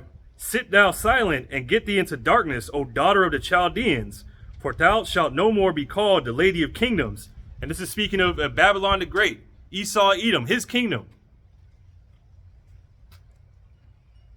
"I was wroth with my people. I have polluted mine inheritance and given them into thine hand." We're given into the hand. We're given into Esau Edom's hand. As a matter of fact,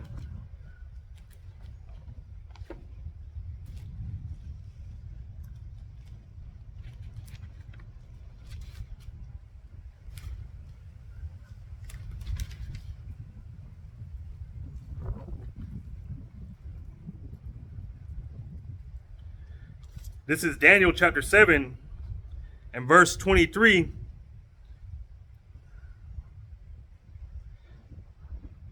In the NLT, "Then he said to me, This fourth beast is the fourth world power that will rule the earth. it will be different from all the others. And what made it different? The way its government was, it had a senate. It voted in Caesars. It didn't have kings. How do you say, the kings in the old world? It would be the king, then his son would rule, and then that king's son would rule, and it would be that family line. No, they had elections. They voted in people, and they would only rule for a certain period of time, and they would have a new one. And then they had a Senate House where they would where many people would get together, and they would discuss different topics, much like today.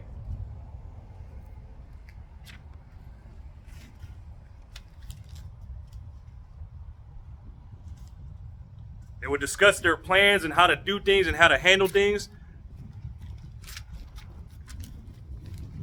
But continuing on, but this is what made this fourth beast different from all the other nations.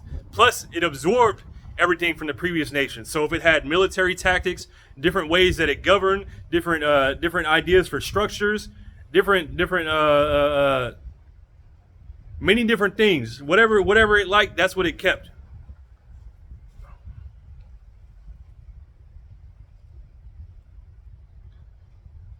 Verse 23, Daniel chapter 7 and verse 23 in the NLT. Then he said to me, this fourth beast is the fourth world power that will rule the earth. It will be different from all the others. It will devour the whole world, trampling and crushing everything in its path. So this is how what you call it? Esau Edom, his blessing, the sword. This is how it's conquered everything in its path, through its diplomacy, through its military might. This is how it's conquered. This is how Babylon the Great, America, has conquered today. Through its military, through its different types of through its diplomacy, through the different ways throughout the world, but mostly through its military.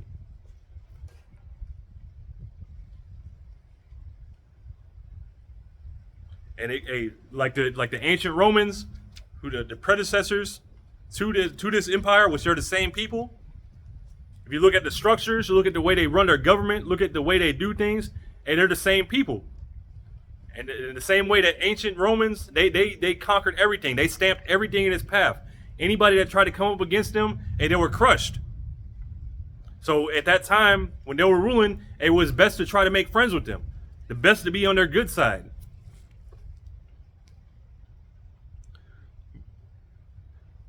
Verse 24, its 10 horns are 10 kings who will rule that empire, and another king will arise different from the other 10 who will subdue 3 of them. And the different empires are I always mix it up. But pretty much the Grecians, the Romans, the different areas in there, like Britain, Spain, Portugal, Greece, which I just said that, but basically what they represent today is NATO and the EU. And give me 1 second, because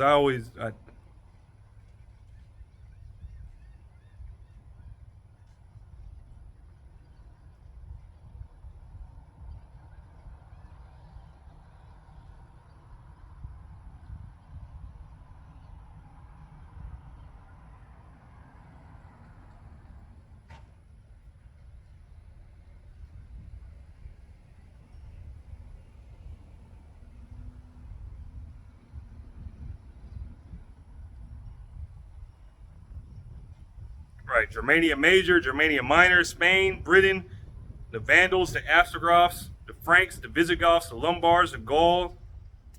But today, there would be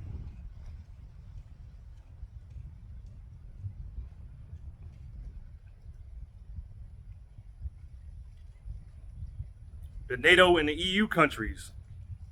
So let's see here.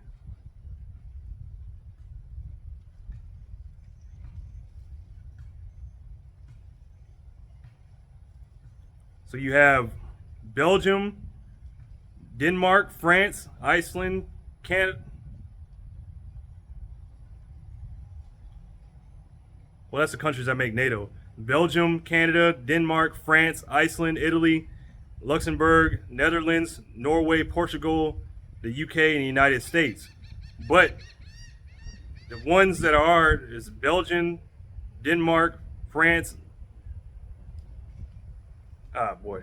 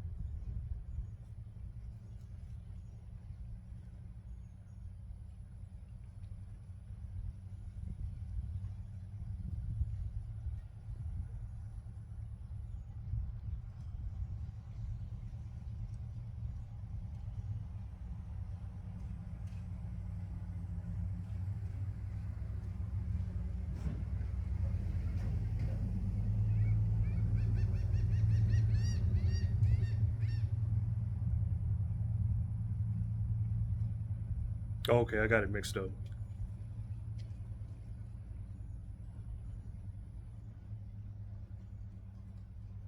But basically, hey, they're the European Union countries. So you have Belgium, France, Germany, Italy, Luxembourg, the Netherlands, Denmark, the UK, and Greece and Spain, which is all those different countries that that Rome had ruled. Those different areas, those different kingdoms.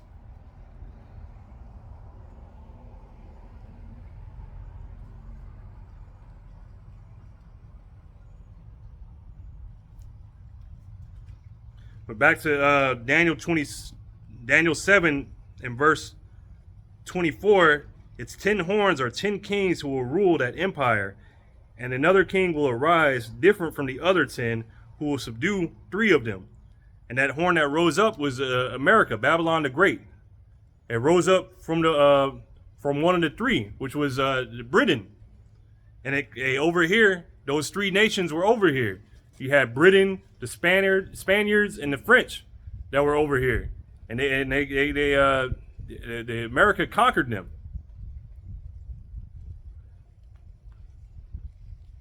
When he came out the top dog over here.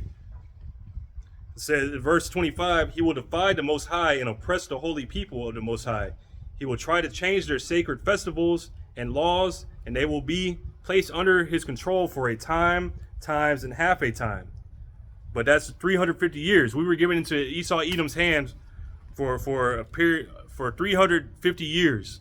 When we came over here, when the bulk of the slavery was here in 1619 to what was it 1969. But that's how long we were given into Esau Edom's hands, which slavery started before that. But Esau Edom tried to change the laws and the times. He's changed everything. You know, the Sabbath is no longer by the new moon. You know, they do it Friday, Saturday, or Sunday, or whatever days. He's changed the calendar around. We're missing days. We have no idea what year it is.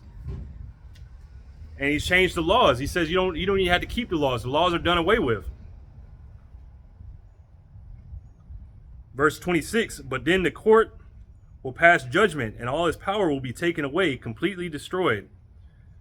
But then the court will pass judgment, and all his power will be taken away and completely destroyed. So Esau Edom, his power is going to be completely done away with. He's going to be completely destroyed. Everything that he's done, everything he's worked for, this whole kingdom that he's built up is all going to be destroyed. But back to this is Isaiah chapter 47 and verse 6. I was wroth with my people. I have polluted mine inheritance and given them into thine hand. And thou didst show them no mercy. Upon the ancient hast thou verily heavily laid thy yoke. So, hey, you showed no mercy to the Israelites. We were in your hand. You thought you did all this, but you showed us no mercy. This is back to Luke chapter 16 and verse 24 in the NLT. The rich man shouted, "Father Abraham, have some pity. Send Lazarus over here to dip the tip of his finger in water and cool my tongue. I am in anguish in these flames." But Abraham said to him, "Son, remember that during your lifetime you had everything you wanted, and Lazarus had nothing. So now he is here, comforted, and you are in anguish. And besides, so now, let me read that again.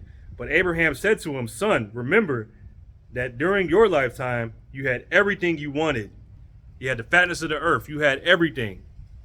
And Lazarus had nothing. So now he is here being comforted, and you are in anguish. And besides, there is a great chasm separating us. No one can cross over it to you from here, and no one can cross over to us from there." So this time, the blessings and the curses are going to be reversed. We're going to be the ones getting blessed. You're going to go into captivity.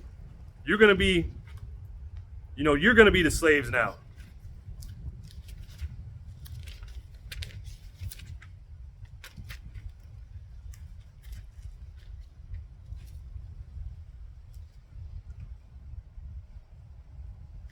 Nah.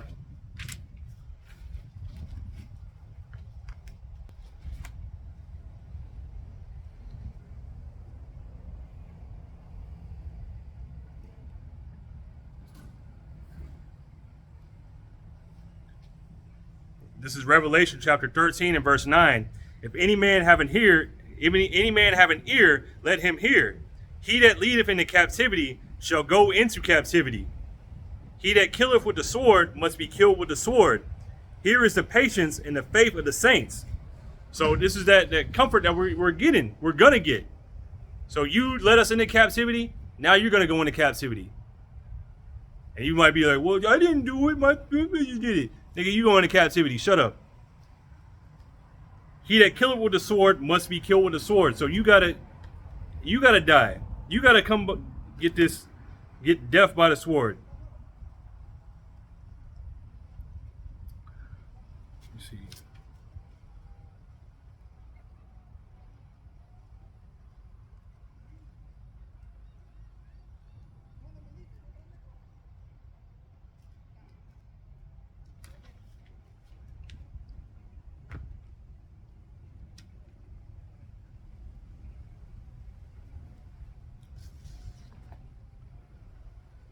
This is Ezekiel chapter 35 and verse 1.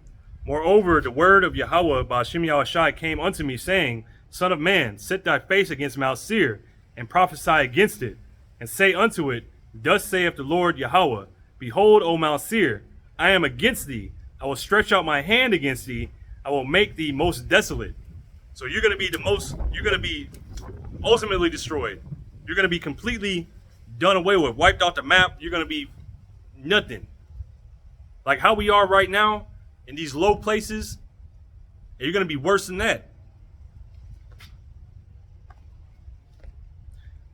I will lay thy cities waste, and thou shalt be desolate, and thou shalt know that I am Yahweh Ba'ashem Yahushai. Because thou hast had a perpetual hatred, and hast shed the blood of the children of Israel by the force of the sword in the time of their calamity, in the time that their iniquity had an end. So, hey, he who slay by the sword, who killed, matter of fact, I don't remember. It's like it. He who killeth with the sword must be killed by the sword. Hey, this is coming back to you. You did a lot of wickedness. You shed a lot of Israelite blood through your different, through lynching, through killing us, by making these laws, throwing us into prisons. You had a bloodlust. And even after our punishment, after our punishment was to come to an end, you still were shedding our blood. You still couldn't let it go. Verse 6, Therefore, as I live, saith the Lord Yahweh, Ba'ashem Yahushai, I will prepare thee unto blood, and blood shall pursue thee. Since thou hast not hated blood, even blood shall pursue thee. So you got a blood is coming to you.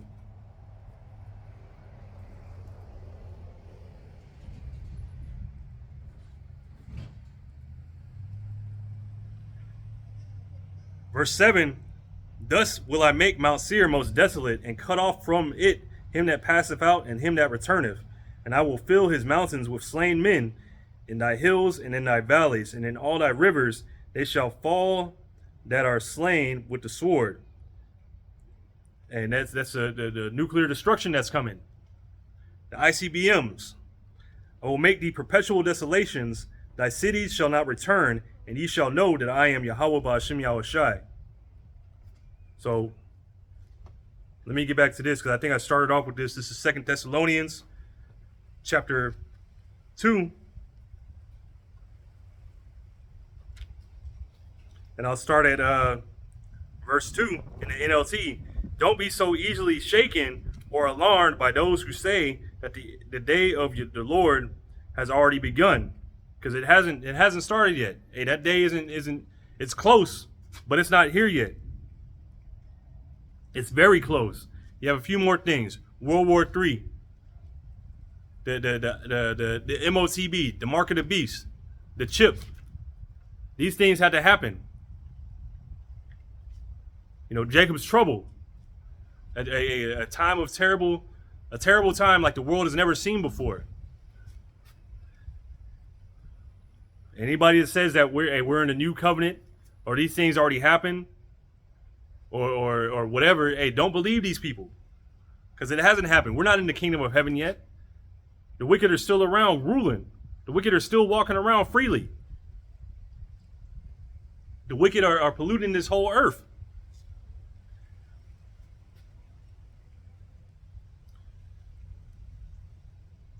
Don't be so easily shaken or alarmed by those who say the day of the Lord has already begun. Don't believe them, even if they claim to have had a spiritual vision or a revelation or a letter supposedly from us.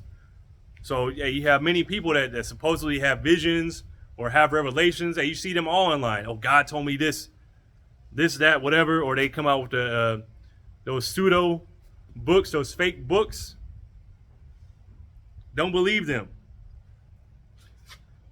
Don't be fooled by what they say, for that day will not come until there is a great rebellion against the Most High. And the man, which actually in the KJV,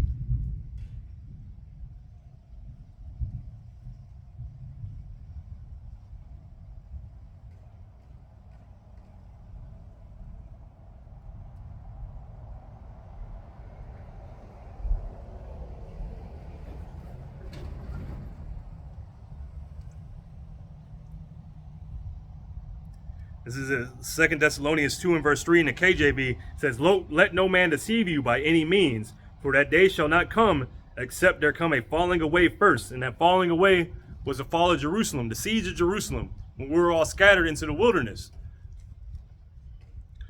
And that man of sin be revealed, the son of perdition. And who is that man of sin? The man of sin is Esau. He's being revealed in these last days, being told who he is. He's being revealed through his actions, through who he is, through these scriptures.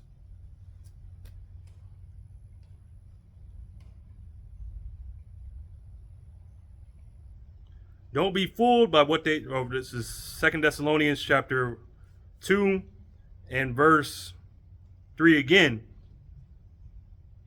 Don't be fooled by what they say, for that day will not come until there is a great rebellion against the Most High, which is the falling away. That was the siege of Jerusalem, not a great rebellion against God.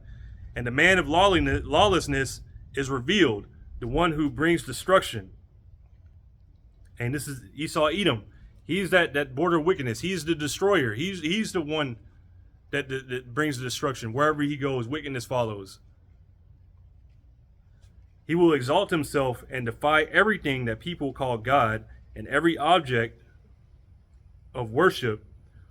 So he will exalt himself. He will get so high, above everything, above everybody. He will oppose everything. He will exalt himself and defy everything that people call God and every object of worship. So he's putting himself up. He's putting himself up like he's a god. He will even sit in the temple of God, claiming that he himself is God. So he's putting himself on a pedestal. He's making himself a god. He's saying he did all this. This is that wicked man. But hey, the Lord Yahweh Ba'Shem Yahushai, he put this instruction in him to make him this wicked. Verse 5, don't you remember that I told you about all this when I was with you? And you know what is holding him back, for he can be revealed only when his time comes. And this is his time. This is his time to be revealed. Esau, Edom, you're being revealed in these times. You're being revealed and charges are being brought up on you. All the wickednesses that you've done, everything that you've done, who you are, everything is being revealed about you.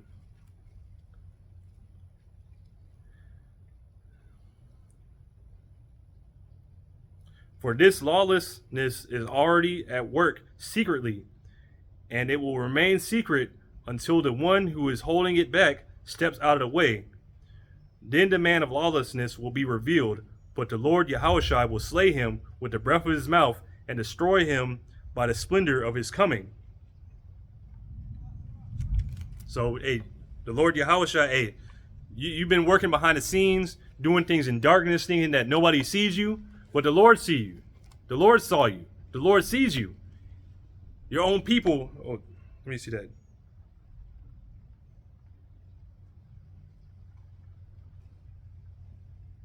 Your own people turn against you and snitch on you.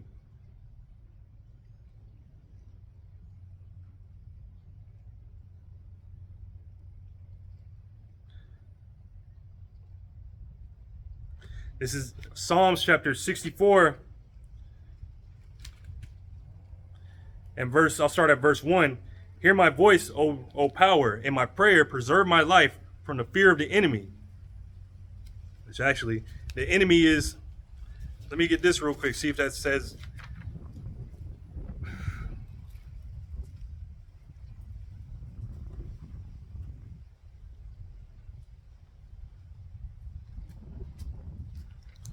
let me see here.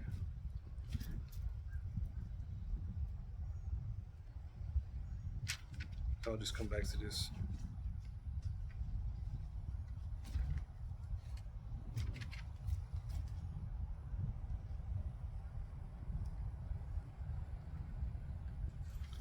This is Psalms chapter 17 and verse 13. Arise, O Yahweh, Ba'Shem Yahushai, disappoint him, cast him down, deliver my soul from the wicked, which is thy sword. So this is the enemy. This is Esau, Edom, his blessing. This is the enemy. This Psalm 64 and verse 1. Hear my voice, O power. In my prayer, preserve my life from the fear of the enemy.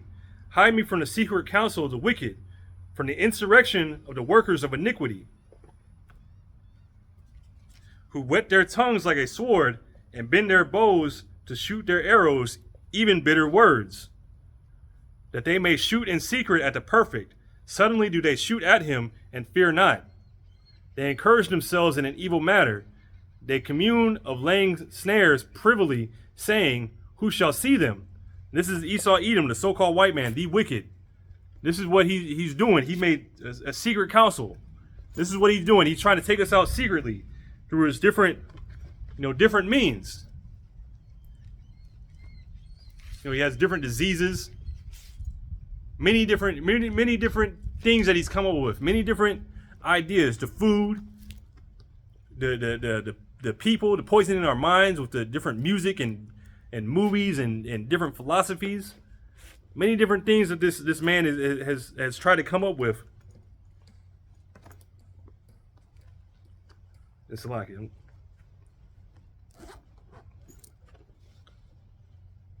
This is Psalms chapter 83, Psalms 83, and I'll start at verse 1 in the NLT. O power, do not be silent, do not be deaf, do not be quiet, O power. Don't you hear the uproar of your enemies? Don't you see that your arrogant enemies are rising up? They devise crafty schemes against your people. They conspire against your precious ones. Come, they say, let us wipe out Israel as a nation. We will destroy the very memory of its existence. Yet this was their unanimous decision. They signed a treaty as allies against you. These Edomites and Ishmaelites, Moabites and Hagarites.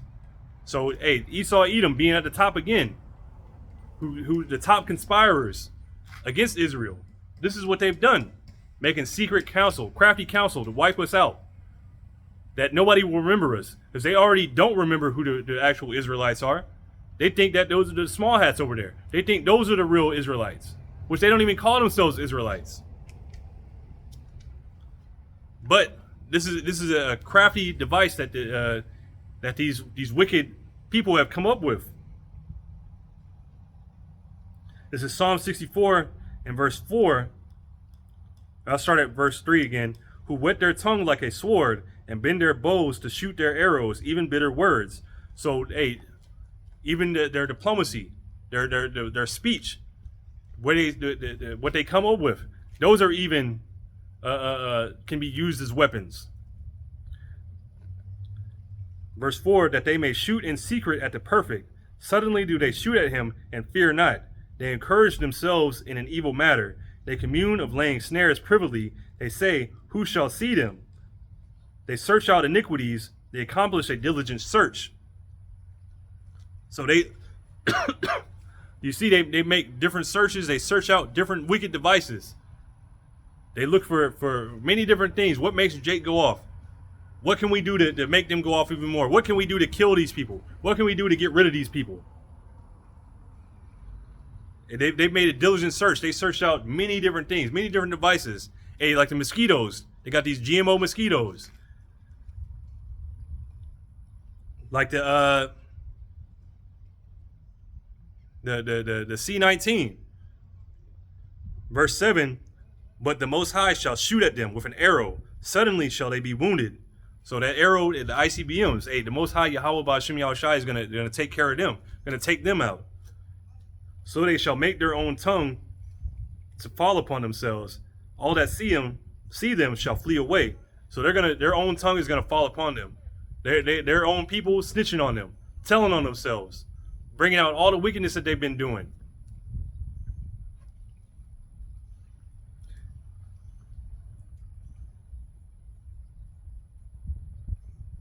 But that's it for that.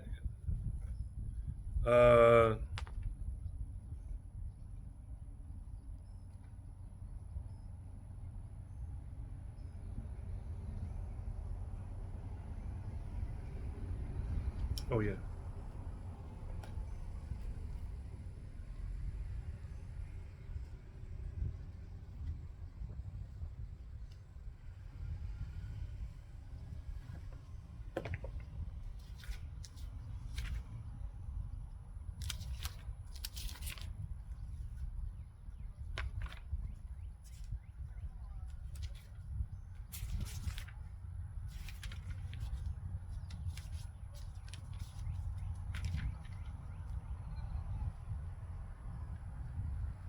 This is Isaiah chapter 14 and verse 1 in the NLT. It says, but Yahweh Ba'Shem Yahushai will have mercy on the descendants of Jacob. He will choose Israel as his special people once again.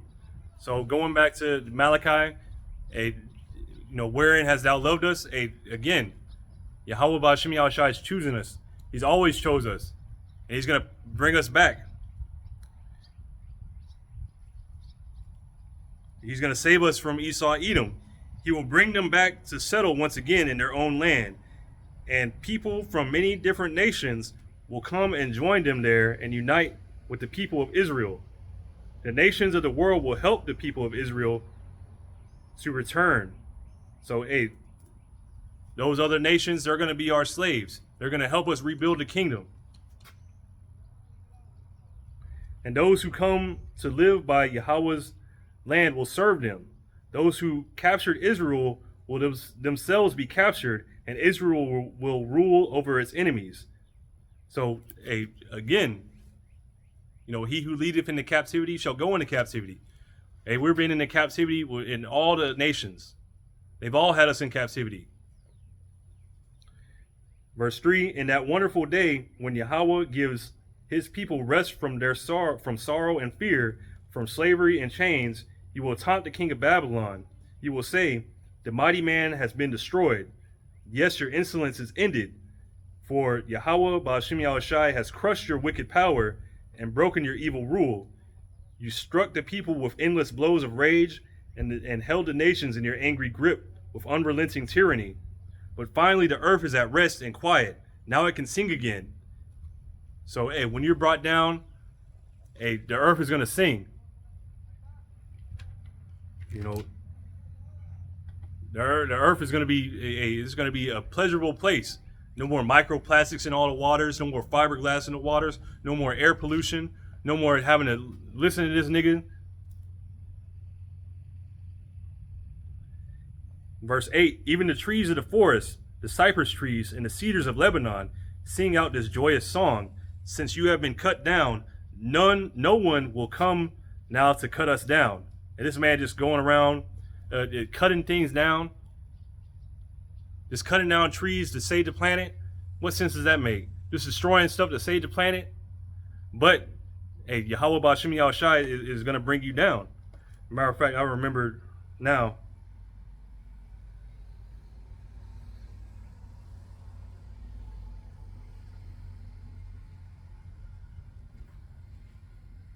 This is 2nd Ezra chapter 13 in the GNT, and I'll start at verse 1. The 7 days passed, and the following night I had a dream.